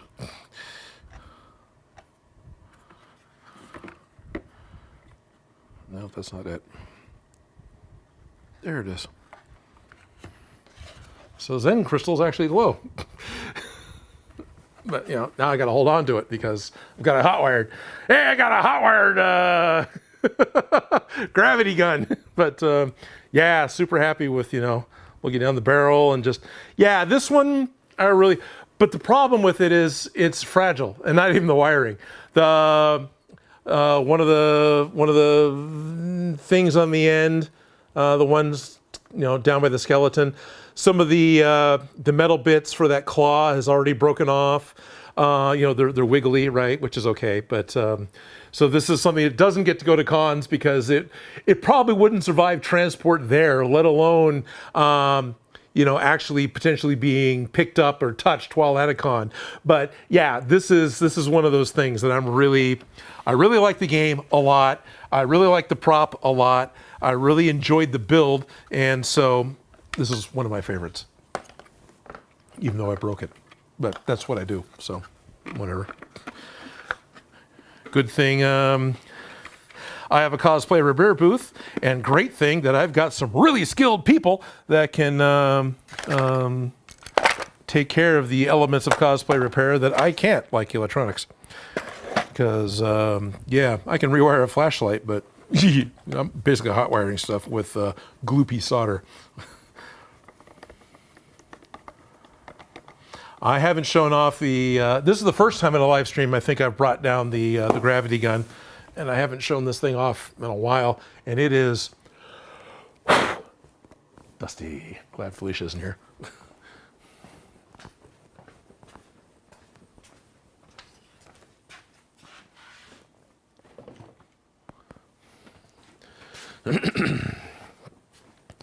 Odin, would you consider remaking the gravity gun now that you got a laser cutter? Yeah, maybe, but I've already made one. It's not dust, it's authentic battle damage. That's right. Let's see. I love that it was Bean that got you a chance to talk to Adam Savage. Yes, Dan, I love the fact that Bean was instrumental in me finally getting a chance to talk to Adam Savage. Which is Puppy. What's his name? Bean. Hi, Bean. Can I pet Bean? Yes, you can. Hi, Bean. That was really cool. Of course, this is all on Shop Grumman's got like a carrier that Bean sets in, right? Like the Hangover, the baby from the Hangover. Very similar to that. So all that's happening right there in front of Shop Grumman. I'm standing to the right watching it. It was great. Michael is asking if I'm going to make anything as big as Mechagodzilla again. Yes, I have multiple plans for big full cosplays again, but not this week. There's a couple of different things we're talking about doing. I've got stuff that I'm talking about doing with other people that is long-term stagnant. I've got projects that I've had in my head since I had delivery jobs in the 90s that I'm finally getting to a point in my life that, hey, I have the technical ability and the materials ability to do this thing. And it's fun because I'll look, it's like, no one else has done it yet. What is it? I ain't gonna tell you. I tell you, people are gonna do it. And then, of course, the other big thing is really looking at doing a big Bowser. I want to do the next big villain costume. I want to do is Bowser, more the really big, fluffy, furry, fuzzy, foamy, big Bowser. The dust on it looks great. Yeah, it does. And yeah, well done, Marvel Guy. Marvel Guy's got a girlfriend, which is cool. Congratulations, Marvel Guy.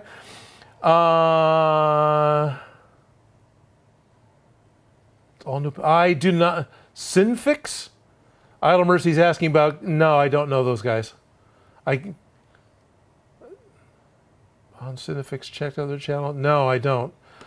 So I don't know Cinefix to the point that all I can think of is Cinema Sins and think of Cinefex with an E in the middle there, which is an old magazine. I don't know. Sorry.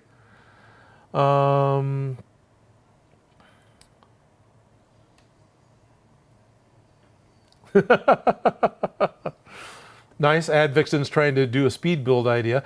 Not bad. But Advixen, you got to see me do some quote-unquote speed builds live there at New York Comic Con, where I was building things on the con floor with Ryobi. Ryobi? I already forgot. Yeah. Not a bad idea about doing speed builds, though. Okay. Hello from Colombia to Harold Alvarado, which I'm pronouncing that wrong. Sorry, Harold. Super pretty gat. Would you have to hold it while driving your truck? Yes, my truck is a stick shift, so I can't hold the gravity gun while driving my truck. I would have to come up with some sort of specific box or case that it would have to go in order to travel. So it's not impossible. It's just not something I've bothered to tackle. Because, Dan, you know it, you know, you're going to have, you know, it's just, it's too delicate of a piece to take.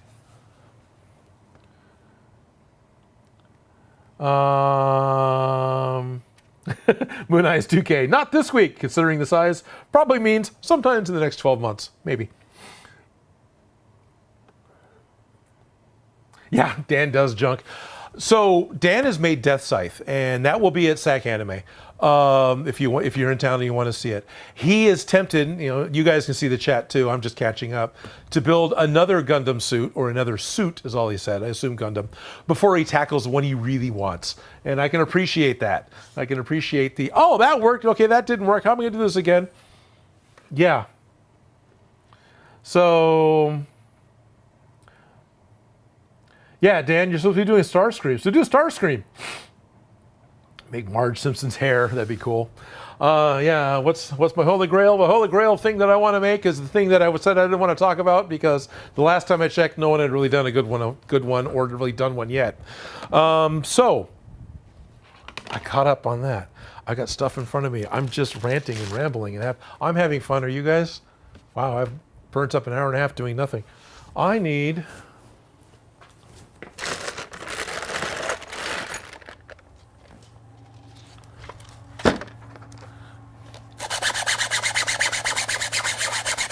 There, I worked on it. So, what?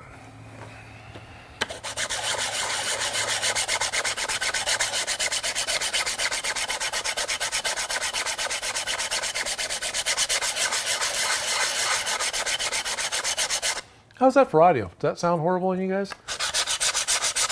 Yeah, that's not even peeking out at red, so that shouldn't be too bad. If you're on headphones, sort of sorry. It's a tank.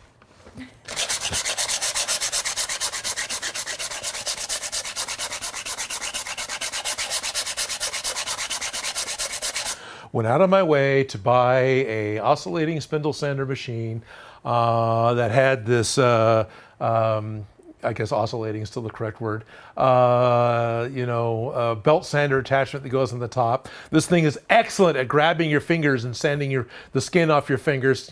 Ask Shockwoman about that whenever you run across them at a con, and I just saw them hide their hands. So yeah, and so I got this great machine, and now I'm just gonna set the piece on the counter and just do it like this. But you know, it's safer, right? And do what I want. I'm getting some of the muffin top, whatever, off the bulgy bit. Sand off your bulgy bit.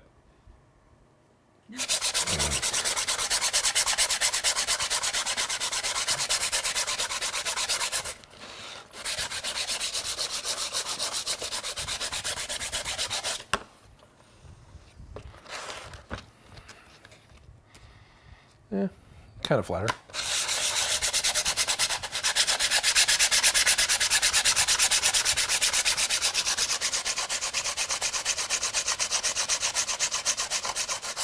Yeah, I'm seeing Walker Innovations saying that they've wanted to make an Iron Man Hulkbuster costume that's at least 2 or 3 times the size of me. Yeah, that'd be cool. Hummins H2 on Instagram, Roger Hummins, great guy, great builder out of, I think, San Francisco or Bay Area anyway. He made a Vader Buster costume. So it looks like the Hulk Buster, but he replaced Iron Man's head with R2-D2's head, and the whole thing is painted up in R2-D2 colors. So he's this big Vader Buster. Yeah, it's really cool. Roger's all about the giant costumes, which is also really cool, and I'm super impressed the guy's got as many as he's got.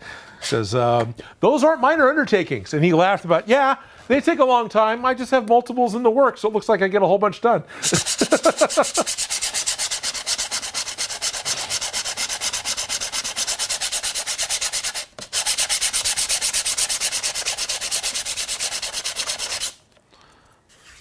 That's actually good enough.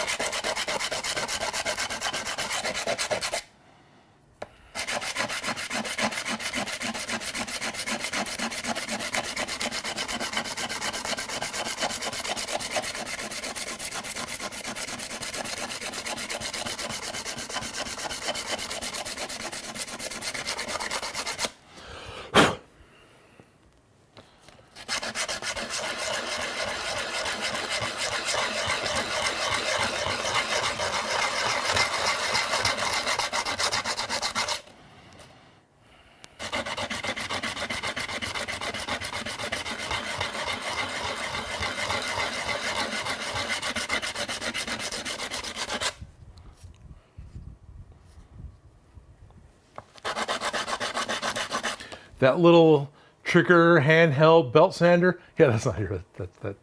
That's at home. So love that thing. The little finger sander thing. Yeah, that's not here. Just laughing in my head. If only they made a machine to help you sand with.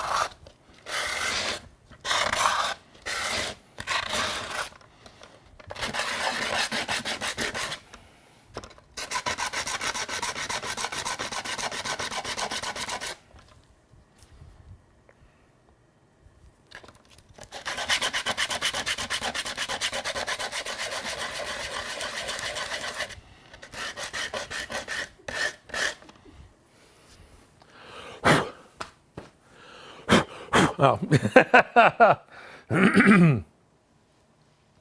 Yep, I see Shock Gremlin is sharing hand scars stories. Tipping my fingers off with a miter saw. Oh, Lucy. Oh, yeah. No, yeah. Saws don't mess around. Oh, yeah. I'm sorry, Lucy. Yeah, exactly. Don't be careful. Yeah. Fingers don't grow back, and fingers don't heal perfect. So be careful with your power tools. Be careful with the cutting implements, because everything that's excited to cut wood can cut meat so much faster and so much easier. Yeah. I've firsthand experience, just memories. Your dad cut his hand with a table saw, and that was. I didn't see it happen. I didn't see the shop aftermath. I got told about it, but I saw his hand wrapped up like a giant Q-tip for months. And I saw the pain of stretching the fingers to stretch the tendons so things wouldn't just, heal and just be a little bit movable. He was actually working everything. And oh no, I cut my finger off. Okay, that sucks. Watching someone heal through that sucks. So yeah, definitely, please, people, be careful. Be aware where your fingers are. Be aware of what's cutting. Be aware of where the parts are going to fly if it fails, because table saws are really good at chucking things. Lots of big bruises from pieces of wood coming off of a table saw. It's almost fun to talk about, but having seen some of it, thankfully I haven't seen anyone actually get bloody firsthand, but having seen some of the aftermaths firsthand, I don't need that. That's not a goal, and I don't want anyone else to do that. So please be aware of what's there and what's going on. Most of the safety gear, actually all the safety gear that's on your saw, is on there because someone needed it in the past. So yeah. Lucy, I'm sorry.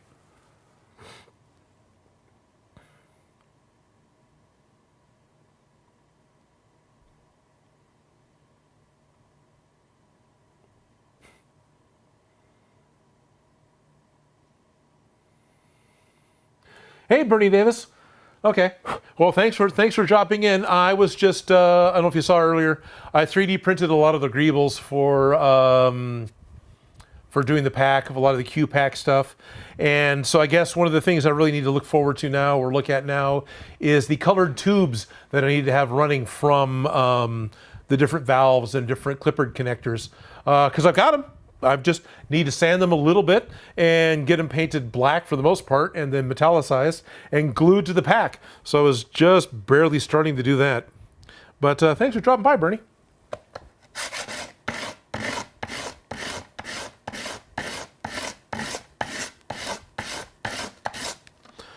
That's going to have to be good enough. That's sitting much flatter. Do I care about anything else? Most of this I don't. That's flat. That's flat enough. Oh, the banjo. Well, the banjo probably should wait until I have one of the others say, eh.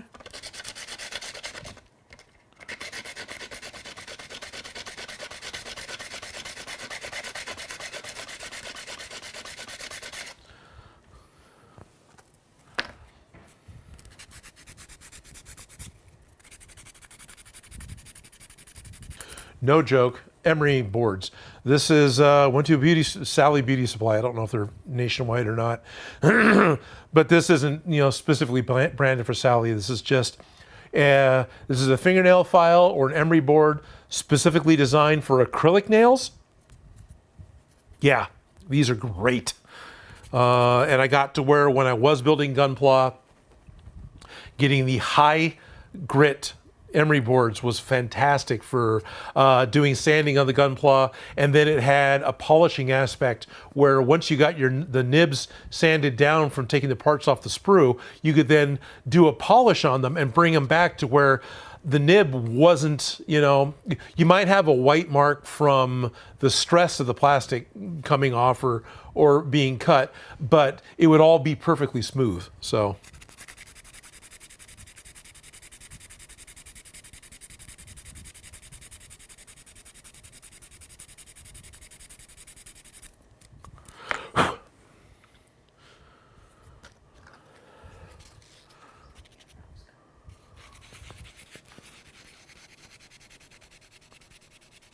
yeah. Good night, Lucy. Thank you for dropping in. Bernie Davis says, check Etsy. Oh, for the tubes? Thank you. Oh, shit. Dan does junk release. He lost a friend due to an unfortunate accident with a forklift counterweight. Yeah. I've been very unsafe with forklifts in the past. Thankfully, I didn't get hurt. I was young, dumb, and lucky.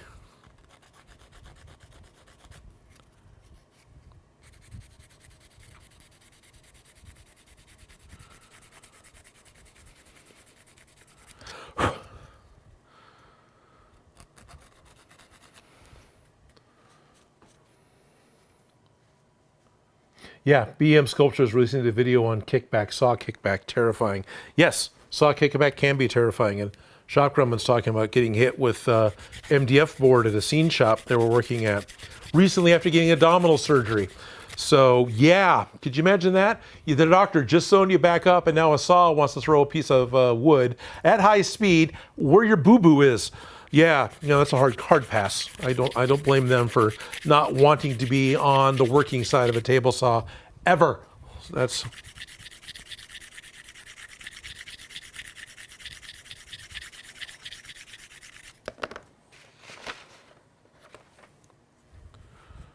that's fine. I don't even remember which way the banjo gets glued down. I hope I at least. It doesn't matter. It's fine.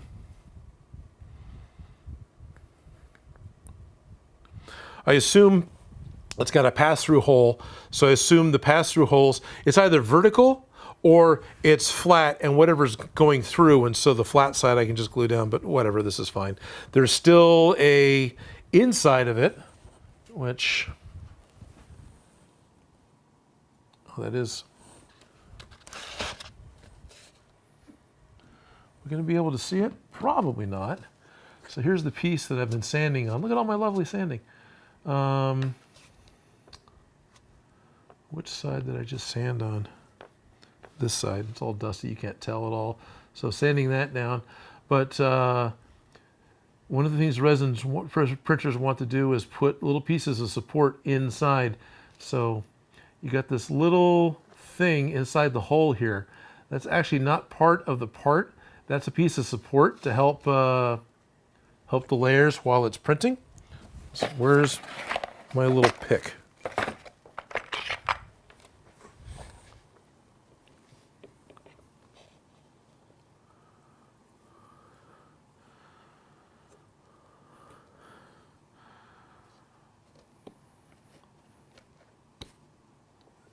Come on, come out. There it is.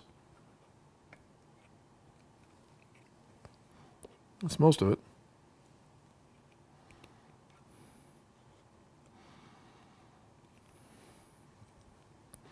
It's a little tiny piece. Can you even see it? It's over here. It's just a tiniest of little pieces of crap. But there, now the hole's clear. So now I can get my tubes plugged into it, right? And there's another piece that goes on the end of it. I don't remember which one it is. Oh, look, there's another one of those things in here. I hadn't looked before.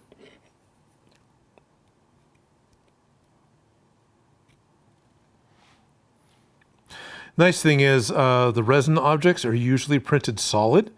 So there it goes. Like I look at this hole, and you can see it doesn't look perfectly round, which is weird. Oh no, that fits because it was printed this way. So it's squished because it was printed. This was the bottom. This was the top. So it's wider on the sides. But I can always just take a drill bit and drill out that hole, even if I just do it by hand and drill bit in my fingers. So the tube will fit, but chances are a flexible tube will just mash in there without a problem. Greebles. Anything else I care about sanding right now? That was flat. I could sand that. I wanted to sand that. I wanted to sand that. This is all emery board sanding. Don't care, don't care. Have to see how these things go together. I'm breathing dust. That's nice. Let's get my head out from over that.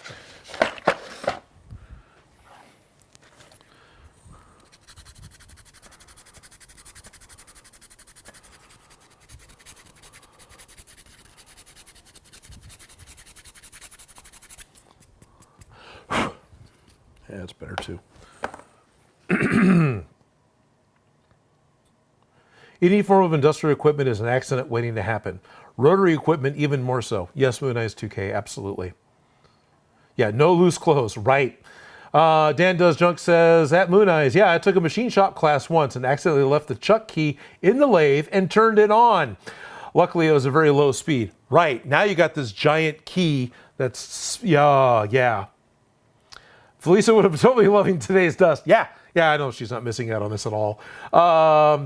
Loose clothes, long hair, all that is something to be very careful of around any spinning equipment, even a hand drill. Loose hair, yeah, that stuff gets caught all the time. Gloves are wonderful for your hands until they get caught in something. Yeah, exactly. Gloves are great if you're not using anything that's spinning. Basically, I would rather get nicks and cuts and scrapes, or like Lucy, lose a fingertip, than have a glove get caught in a saw blade, even one that's winding down, because your finger's going to cut. The fabric of a glove is going to get caught and pull more hand into the saw blade, making it stop. And yeah, pass. Don't need safety gloves around that type of stuff. Yeah, no. Just like a lot of the guys that worked, I remember Dad talking about the guys that worked at the railroad. You don't wear steel toes at the railroad because all you're going to do is smash all of your toes. Yeah. So, but composite toe shoes and steel toe shoes are great in most all other applications. Just around equipment that size.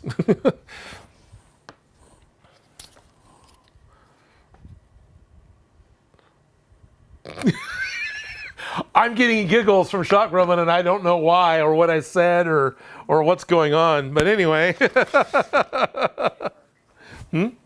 Oh, right. Okay.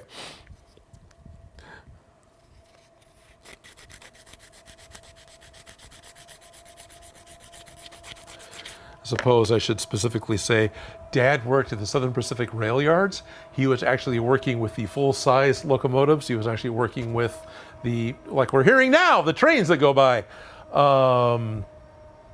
as opposed to part manufacturing, where steel toe shoes are probably great for part manufacturing, even for parts that are manufactured for trains, because there's a huge size difference between getting run over by a train or dropping something heavy on your foot. There's time and place.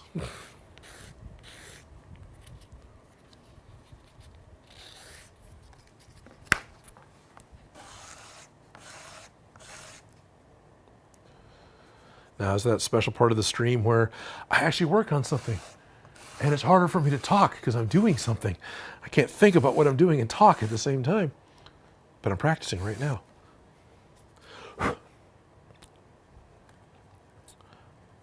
This is one of the end pieces off the Neutrona one.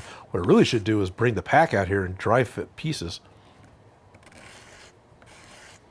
Because we got the pack that was built by Chris over at Lost Wax Oz, right? So he just went, it looks like this. He may have put a lot more effort into it than that. But he was, building his pack and building his foam pack. And now I'm trying to 3D print parts. And most of them don't matter. They're Greebles that get stuck to the side. But some pieces, like this, actually have to attach to the end of the Neutrona wand. So I'm kind of curious if it's even going to fit. Thankfully, I can always resize it in the slicer and make one bigger or make one smaller if I need to. Yeah, this is a round.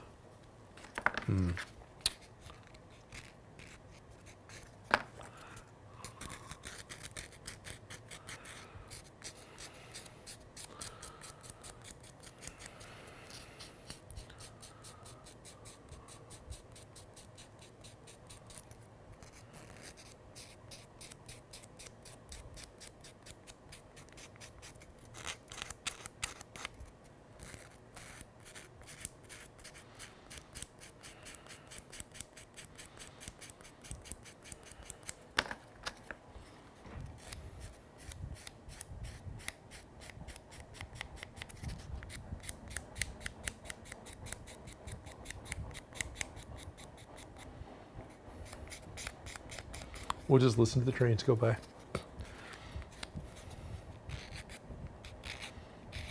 There it goes.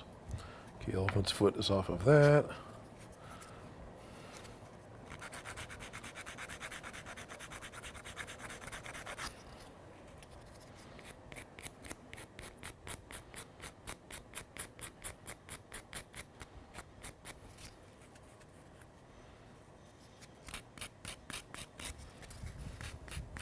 Odin, shouldn't you be wearing a dust mask? Yes, yes, I should.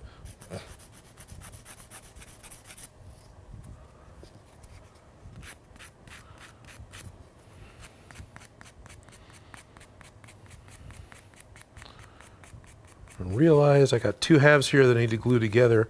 It'd be smarter to glue them together first and then sand them, because guess what? Everything will match up then.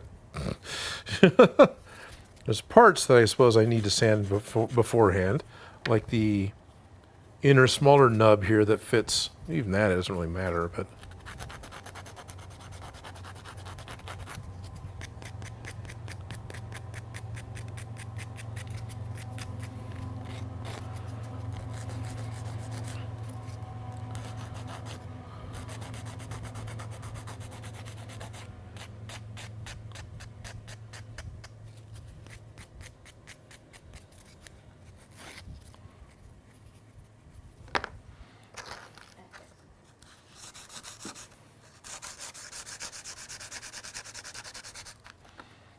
that.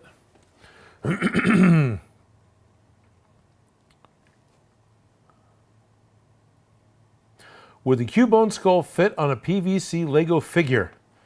Cubone skull fit on a PVC Lego figure? Yeah, it might. Anakin's gonna get dirty.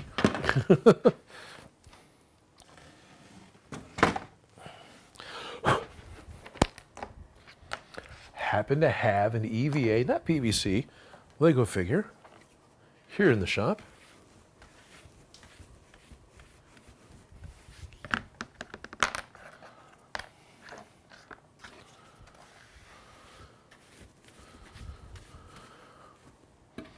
Here, let's not get this dusty. Actually, I need that, don't I? Here I am walking away with the part I actually need.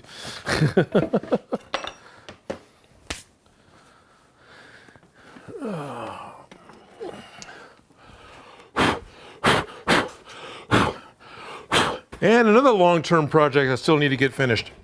I actually got to talk to these guys recently. Understandably, They want the project finished. Not quite. It's close though. Don't want to squish it because I'll scratch up Anakin's face. But yeah, almost. And I think this was as big as the skull could be to fit on the print bed. So it's not like we could really print one bigger. There.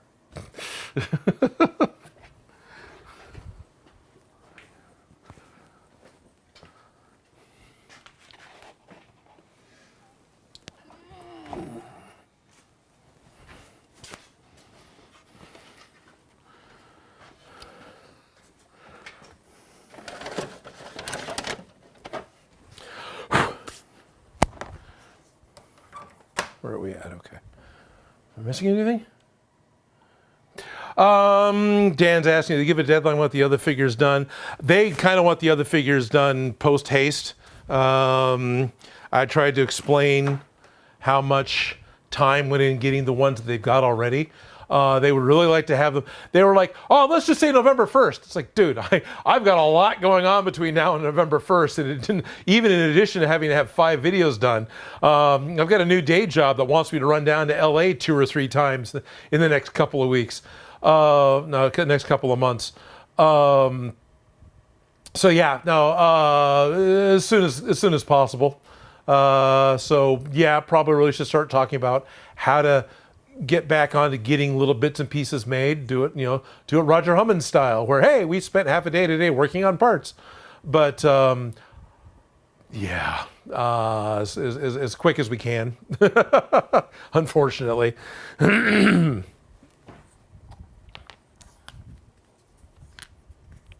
For everyone else, Dan was nice enough to not only be the one that spearheaded getting the large size figure built, but he had time a little while ago because he got hurt, but not an industrial accident, I don't think. But anyway, he was helping out a lot with getting those large action figures, the large Lego figures built. He did the arms specifically, but and he did the design. But yeah, he was helping out with getting stuff made. He made Voltron's helmet, and he's started on parts for Boba Fett. He's started on parts for the sister Nico. Nezuko's hair has kicked my ass. Yeah, okay. Nezuko, that's it. Yeah, I bet Nezuko's hair is not minor. And Schultz Division's here, which is awesome. Hello, Schultz Division. Always happy to see you pop up. Okay, so I got these 2 sanded to be a little more flat. Yeah, those are better. Of course, they're not perfectly flat. They're not perfectly fat. They're not perfectly flat. Why? Because I'm sanding them by hand. And the motion of sanding, I have a tendency to rotate my hand slightly while doing it, which means it's not,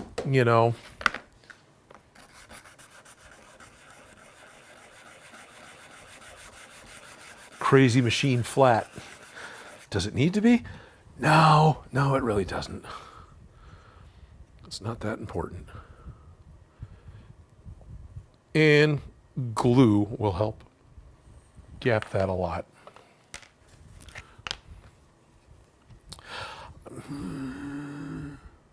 No, there's more I got to glue together. But I don't think I want to pre-glue anything else. I think everything else I want to hit with black spray paint before I glue it.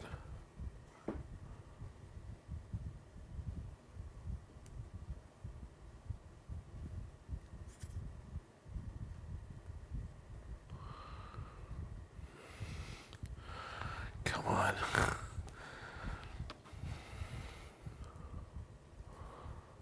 There we go.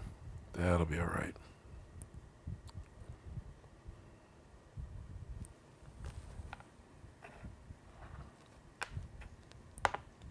I don't think I care about anything else. Everything else gets attached to the pack, and so I don't care if it's got an elephant's foot. Or I might care about that. How does this one work? Do these 2 go together? These 2 go together. Yeah, these 2 go together. This is that hexagon valve piece that goes together. Is this, and it's got a nub that comes off it, one of these, I think it is that one. And it's got a bolt. This one's got the bolt.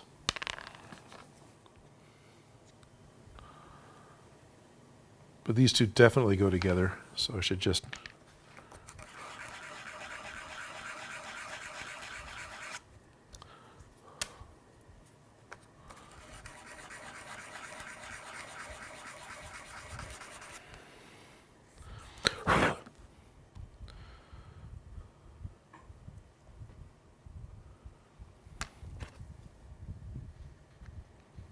Nice thing is, if I'm wrong and these two don't go together, I could print another one. It's not like this is the only one I got.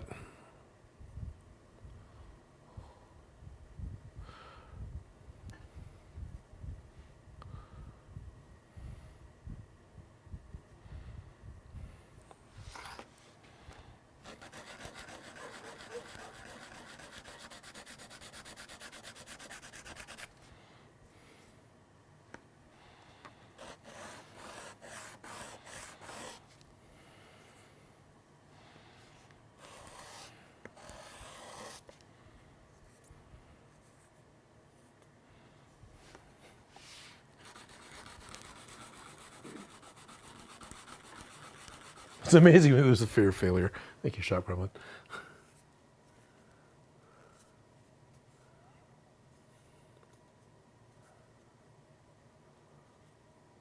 Yeah, that's true. We haven't asked to make a Mando.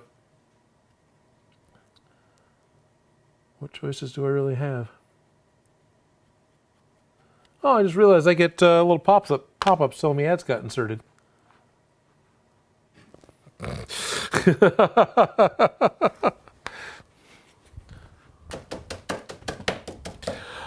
Yeah, we've one of the main guys that puts on conventions asked about how hard it would be to make a generic Mandalorian, and that was fun.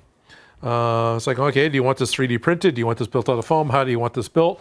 And so whatever's affordable. It's like, all right, 3D printing it is. And then I also managed to tease them slightly on what's your color plan? What do you plan on doing here? I mean, is your Mandalorian going to be like hot pink and Highlander plaid? I mean, what's the plan here? He ignored that comment.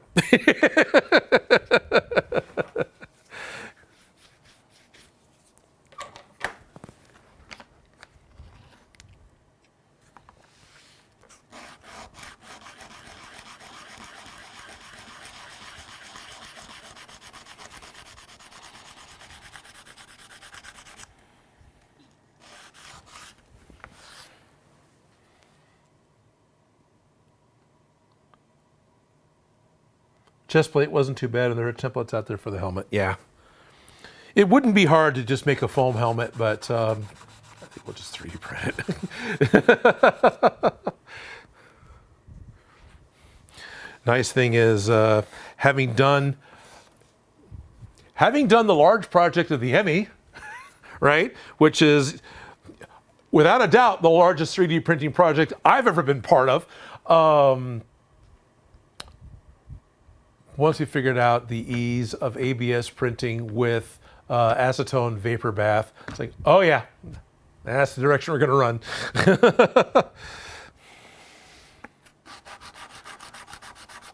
The fact that we can do combination of stuff, like we can get, want to print the helmet, want to print the chest plate.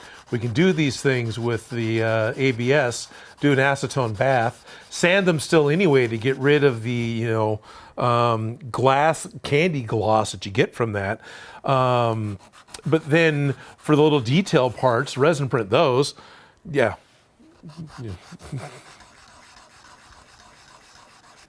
And then because the armor and the helmet are all an ABS base, they're not going to melt in the car. They've got a higher melting point than that. They're not going to deform like PLA would, which was always a concern for me. It was always this, you go through all this effort to do a thing, and then you forget it in the car, especially in Central California, which is turning into a desert and has a love. We had, above 100 degree Fahrenheit temperatures throughout most of July. That would destroy any PLA printed thing you had in your car. probably won't destroy ABS. Could still, but probably not.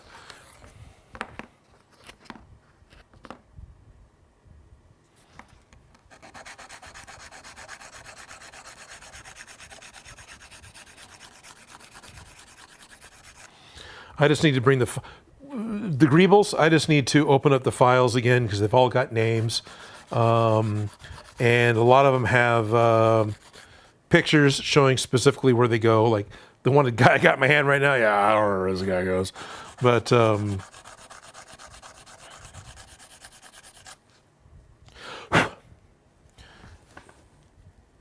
it's not that.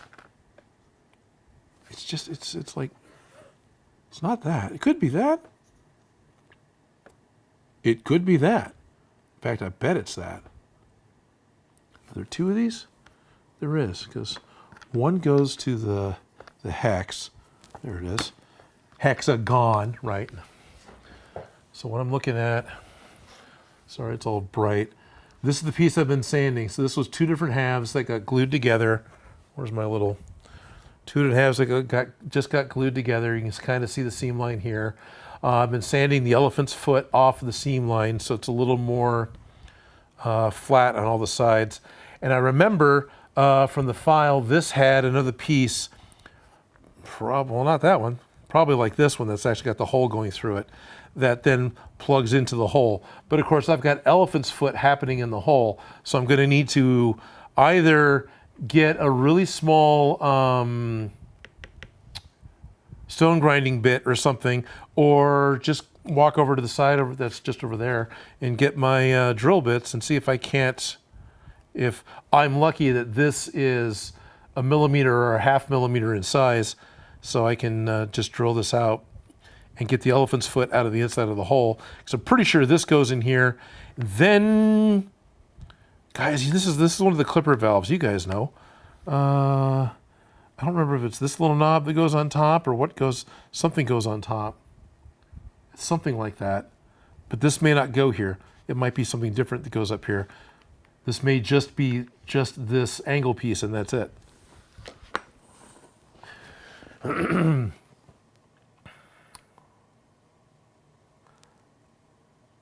Nimblues. I've been making and selling my own designing wands at cons. Everybody always asks which character wands they are. For €25, it's yours. Why would you want someone else's wand, right? Nimblues is doing his own Ollivanders. Or their own. If I said it wrong, I apologize. I've got my on more. So apparently I let the battery die. I was just talking about LR44 batteries. This appears to be 6 to 6.5 millimeter, just going off the scale. Good thing I grew up with just a pair of analog, calipers. So, yeah, I grew up with calipers. You guys did too, right?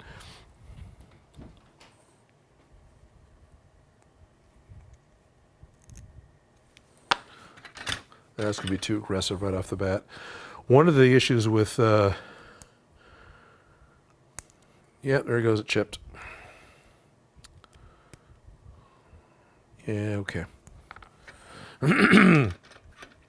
I've got a really thin wall on the side of this hexagon piece, right? So I got a really thin wall here and this hole that I'm trying to make bigger. And it's a tiny little chip, right? There's a tiny little chip here that I just caused with the drill bit because I'm just putting the drill bit into it and then turning it by hand, which means it catches. Instead of spinning at high speed and chipping away at it slowly, it's like grabbing the whole thing, and it killed it. So what I need to do is see if I don't have an abrasive bit with my rotary tools that will fit in there that I can spin by hand that won't be as aggressive right off the bat. So this isn't. So I'll try this guy. which is another type of cutting blade. So this still isn't an abrasive bit. That's a little diamond cutting blade thing.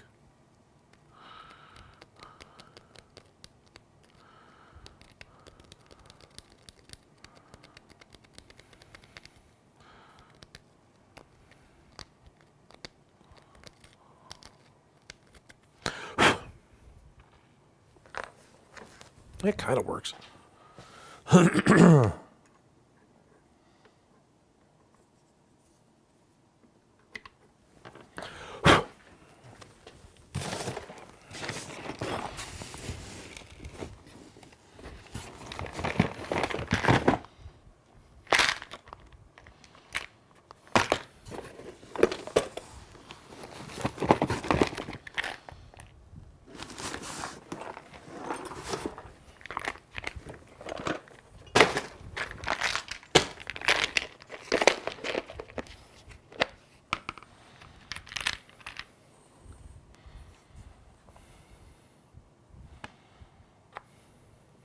Where's the one I'm actually working on?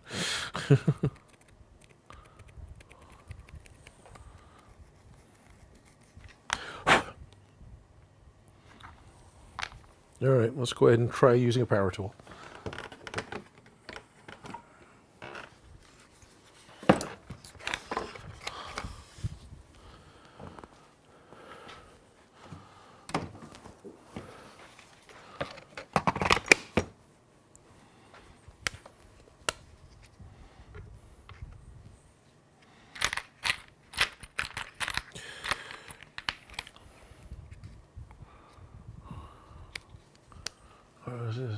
Hey, Odin. Hey, Guddalope. Cubone. Old school one. Still don't know the digital one. Right. I apologize for using the old school analog. Why don't you use the rotary tool carefully? That's what I'm working on here. I have so many Cubone files. Okay, so I'm going to turn it on a fairly low speed.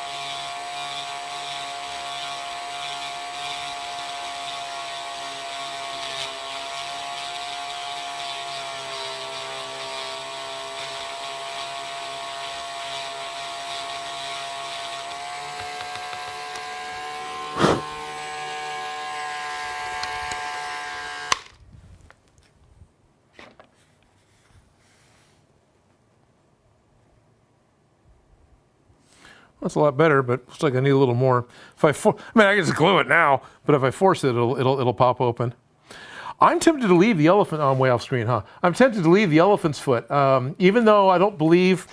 I get my finger out of the way. I don't believe the elephant's foot belongs on the part, and it really reminds me right now of the little plastic ring that fits into the brass thing that pops out and pops in to connect your PTE tube for 3D printing. But yeah, we're getting there. So let's just do another round of grinding on that.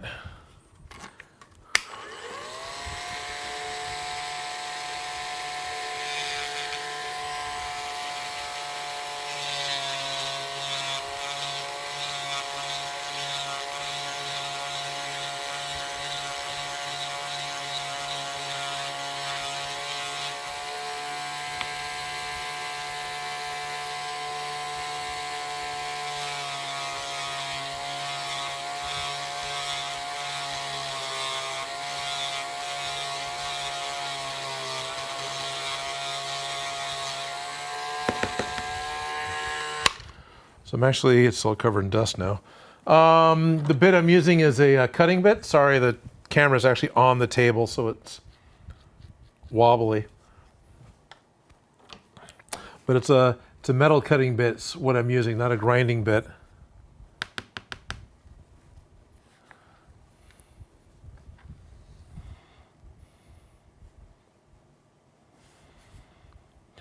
That's actually really, yeah, that's still barely going in. All right.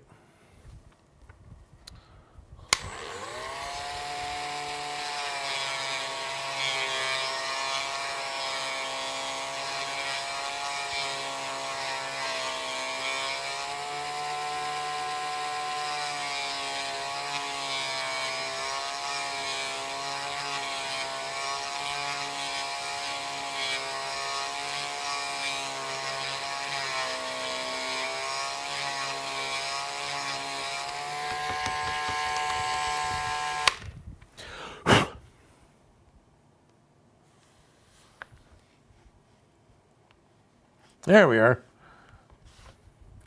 Now watch me pick the wrong part. But I'm pretty sure that's where that goes. Maybe I don't glue it in yet. I got another one to do still. If any of you Proton Pack experts are out there, please let me know. Am I gluing the right piece into the right piece here? Am I doing this right?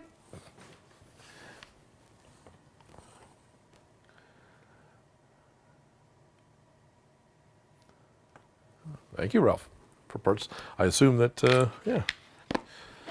Okay, so I think got that and that.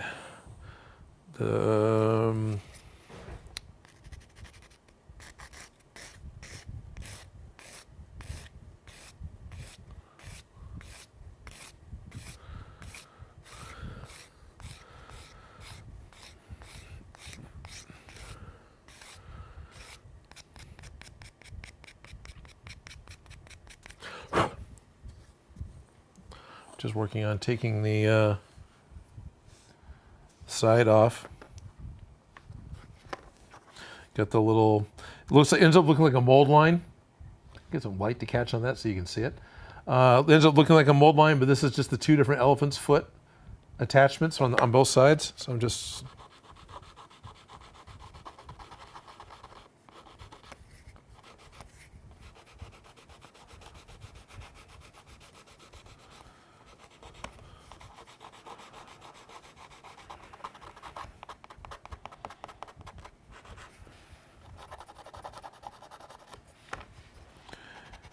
You guys ever try to craft or do anything for the camera?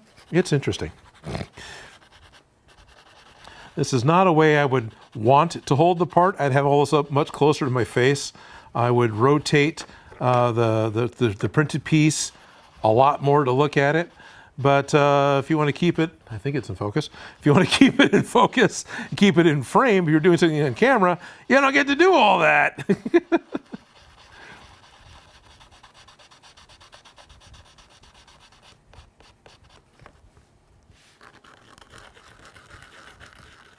Then there's all this camera motion because the camera's very lightweight and sitting on the table.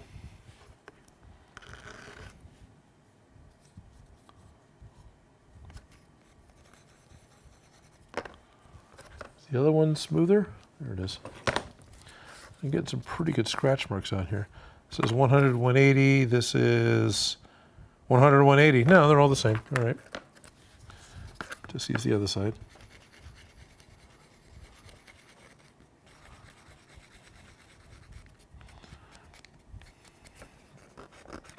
Yeah, not all emery boards have the grit.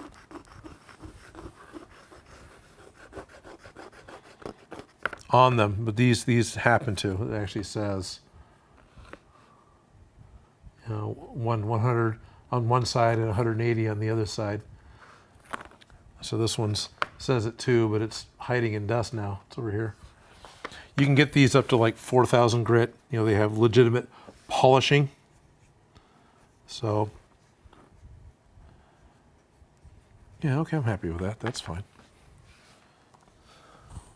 So I got that one. This guy.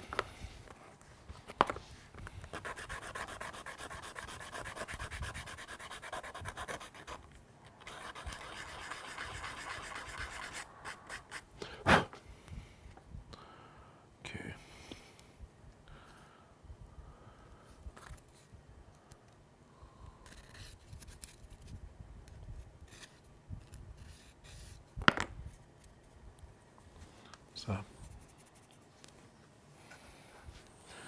this looks like an adjustment for the valve, something where you could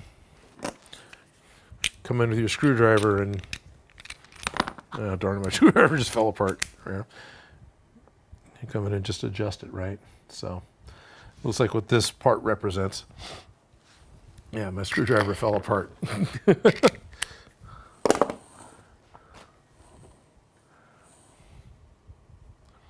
All right, let's get the packs out here. Let's see how this stuff sits in the pack.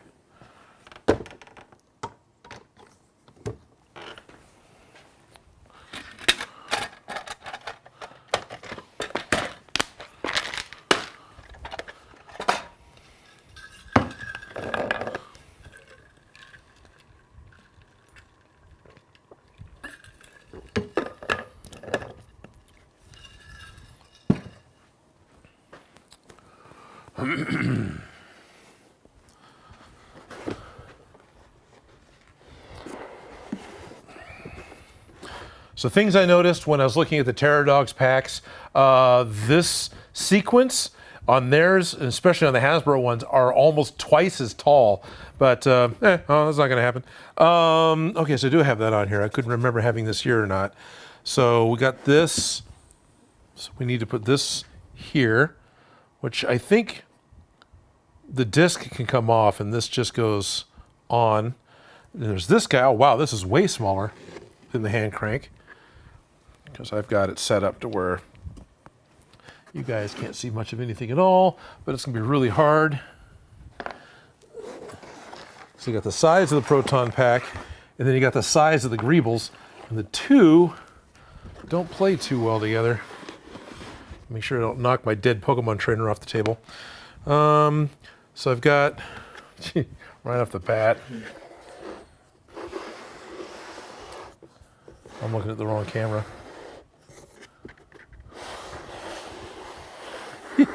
Where is it at? There it is. Camera 4. So here's the foam one that we cut out, which you can kind of sort of see. Hopefully you guys can see it better because all my cameras are set the same aperture, right? But there's the crank that actually belongs on there.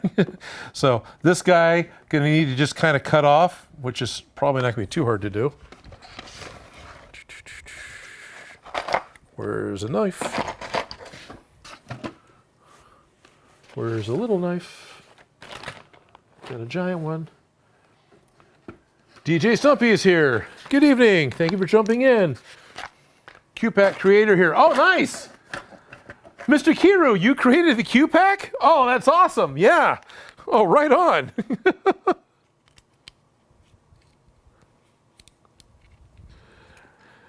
I hope you don't mind that I'm using the Q-Pack parts. In fact, I printed the resistor that still says Q-Pack on it. Can we see it? It's like, yeah, why not? I want that one. That's great. So the thing I didn't understand, if I may ask directly, we have this resistor that goes on the side of the grain tower. That's what Chris called it.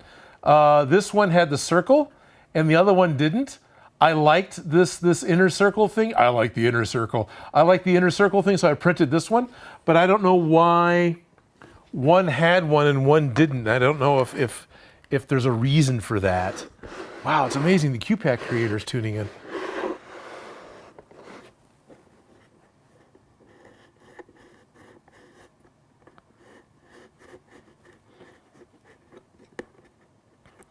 Hey, this is kind of cool. So I'm used to cutting foam, right? Do it all the time. Cutting foam that's been covered with brain fail. Cutting foam that's covered with brain fail. The stuff, the neoprene stuff, the creature cast, much more difficult to cut. Kind of wish I had.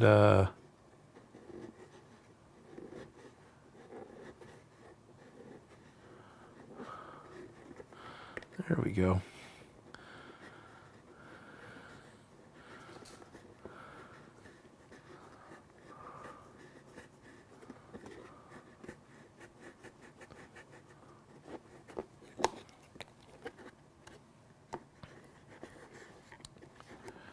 Yeah, that's cut totally flat. Uh-huh. I keep nicking my corners. There we go. Oh, I spent all that time making this part smooth, and this part is just anything but.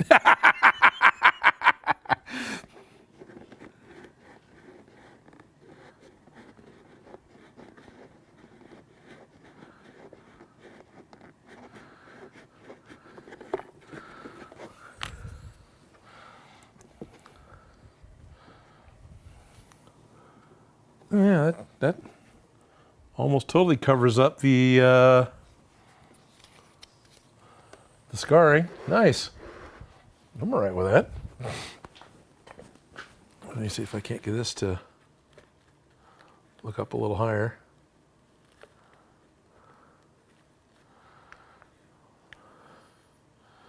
Once again, where do I want this camera to angle? You know, that half step where it doesn't want to. So you're looking at a still image. It's probably better than the earthquake that camera 3 is doing.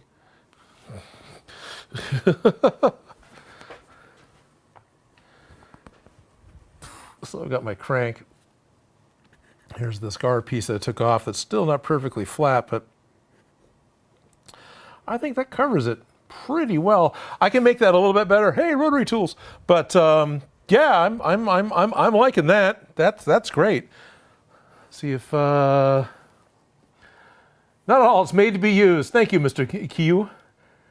Gosh, K-O-U. I wish I could pronounce that right. Godolop is asking if Ryobi is sending me to New York Comic Con again. No, I have not talked to Ryobi. A lot of those groups like to rotate people, so I'm not sure. I'm not.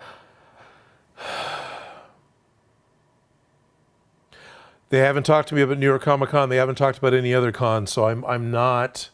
If I get invited, I'll be excited. But right now, I may be on an off year, and that's okay. Oh, okay. Lewis is telling me that Ghostbusters 1, this knob, this train transformer knob, was black, but in Ghostbusters 2, it was silver. And I can agree that a color that stands out looks better. So then this guy, if I'm not careful, I'm going to push my skeleton off the table. So what is the, right, here's this. So this, which is probably totally out of focus, this was the foam iteration of this guy. So this piece now comes off, and this goes in place. And that's a pretty, Chris's sizing is pretty close for the circle on this. That's kind of cool. Now here's a question for you, Lewis and Mr. Kiyu. Are the fins horizontal, or are the fins vertical, or are they arbitrary? And, you know, it's one of those things that probably doesn't matter. Just do what you want. But I thought I'd ask. And then the resistor goes down here, right? You know, hopefully you guys are following where I went. Here's this way's top. This way is going towards the Alice pack. So this goes down here, doesn't it? I don't remember. I vaguely remember. I'm not looking at any reference material. I'm just going off memory here.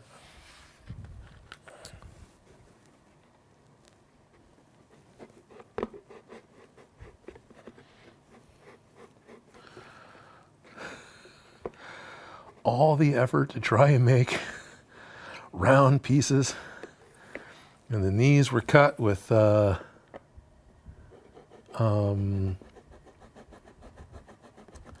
craft tools, the foam works foam tools,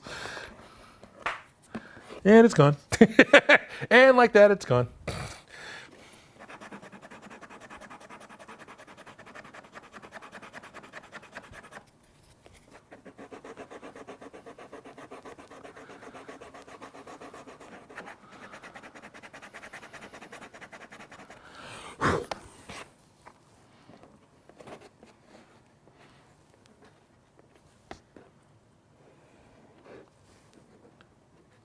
I'm tempted. I like the fact that the Q pack has like a pilot hole.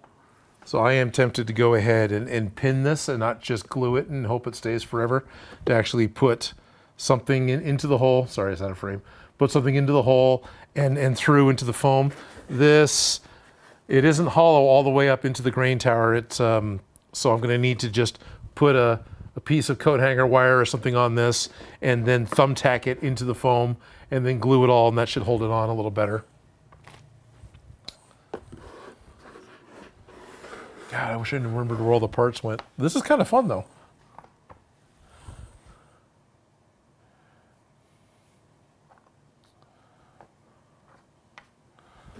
I don't remember where these guys went. Anyway.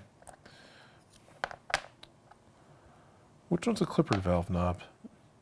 There's probably... Oh, sorry, there's two different type, isn't there? That's right, there's two different type. That's fine.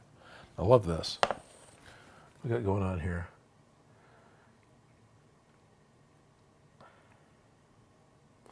All mine, the round ones, horizontal grooves. I don't think it matters. Oh, nice. Okay. Thanks, Lewis. It's really cool. The designer of the Q Pack is here. Hey, that's an awesome surprise. It's 2:00. It's 2:00. I usually like to stream until 2:00 at California time, which is what time it is for me here and now. Next week, I'm going to be at SAC Anime. Doing cosplay repair, so I'll be there all 3 days, right on upstairs. So if you're in the area, please come up and say hi. Dan Does Junk is going to be there. Shock Rumble is going to be there. Felicia will be there. I was trying to remember Jerry Can cosplay, right? No, not Jerry Can. It's Jerry Rig cosplay, right? Jerry Rig cosplay is going to be, that's the part I'm like failing on. It's lunchtime, my brain's broken. But Felicia has said that she's excited, so she is going to be there next weekend. And as well as, Brian, just a bunch of people. If I start running down the list, I'm still going to forget something, and that makes me a jerk. But anyway, everyone who is going to be there, it's awesome. Thank you. 2 weeks, I'll be back working on this some more. Maybe in between now and then, I'll spray paint stuff black and start getting some of the Greebles painted up. If you don't mind, give me paint a chance to dry before you play with it is a great plan. Mr. Q-Pack creator, thank you so much for dropping in. That is an incredibly pleasant surprise. And thank you for a very thorough pack build. It's these parts are amazing and got me excited about working on my super long-term project again. There's a whole box I'm missing, huh? It was cool getting to see the Terror Dog Squad's packs. So yeah, I'm getting some things flying by here. Oh yeah, he's talking to Ralph. That's awesome. What's up for a new challenge? We just released a fully printable slime blower. Hey, that goes along with somebody else. Okay. We have some other big things to 3D print first, but if that's what it is, I would have more interest in a model kit than trying to make one from scratch. So no offense, I see it as a model kit. There's these parts and you get to put it together. So yeah, that has more interest than building one from scratch. And yeah, man, he's Kiyu. Ki. Do you think I'm pronouncing that close to right, Shock Rumman? Kiyu? Yes, shrug. Molded everything from the smallest. Anyway, he has molded everything from the smallest part up to the shell itself. Now we're on version 4 and 2 modelers. We cover all the parts from Ghostbusters Pack to Frozen Empire. These are version 2 parts. Interesting. If I remember right, I think I got these from the Ghostbusters fans site. But I believe these came from the version 2 pack. So you're up to version 4. Wow. Oh, it's Q, Mr. Q. Okay, thank you. I'm trying too hard. That's awesome. I appreciate Q that you build stuff for Ghostbusters and stuff for James Bond and MI6. That's wonderful. Advexen says, all right, it's on the list. That's the slime blower. Yep, see you at SAC Anime. We're getting, lots of kudos to Mr. Q and all of you. Oh, Ace is here. Ace, I've got a bamboo printer. The Cubone skull that isn't here. Bamboo printer. So yeah, this is fun. Getting to talk to the Terror Dog Squad. That's fun. So yeah, Ghostbusters. This is cool. Mr. Q, again, thank you for dropping in. That's awesome. That's yeah. It's cool getting to work through your stuff. Everyone, I'll see you either in a week or in 2 weeks. So I'll be right back here rambling away as if I know what I'm talking about. Thank you all for tuning in. If you want to be able to catch me or Shop Gremlin or half the people I listed at a moment's notice, please check into joining my private Discord. That's available through patreon.com. I apologize, I have not been posting to Patreon, but we're all fairly active on Discord, and on occasion we even play games on Fridays. And also, I've noticed, and I don't think she told me, but Felicia has started her own Discord. That may still be in the works, but Behind the Scenes Fashions does have a Discord as well. I've seen Mariah on there. So I'm not sure how to get onto Felicia's Discord, but I'm sure she'd be happy to tell you if you ever catch any of her Tuesday live streams. She goes live most Tuesday mornings, California time. Just keep an eye on Behind the Scenes Fashions on Instagram, because that will get you to when Felicia's doing live streams over on her channel. Other than that, I know Jerry Can does live streams. There's a ton of people I can plug away, but I really should shut up and say thank you all very much for tuning in. It's been a lot of fun, and I actually got some stuff done. Very, very little. Adaptable Gamers. Hey, Mr. Q, you should check out Odin's Discord. Get Felicia to make you all's armbands. Yeah, no kidding. That'd be great. All right.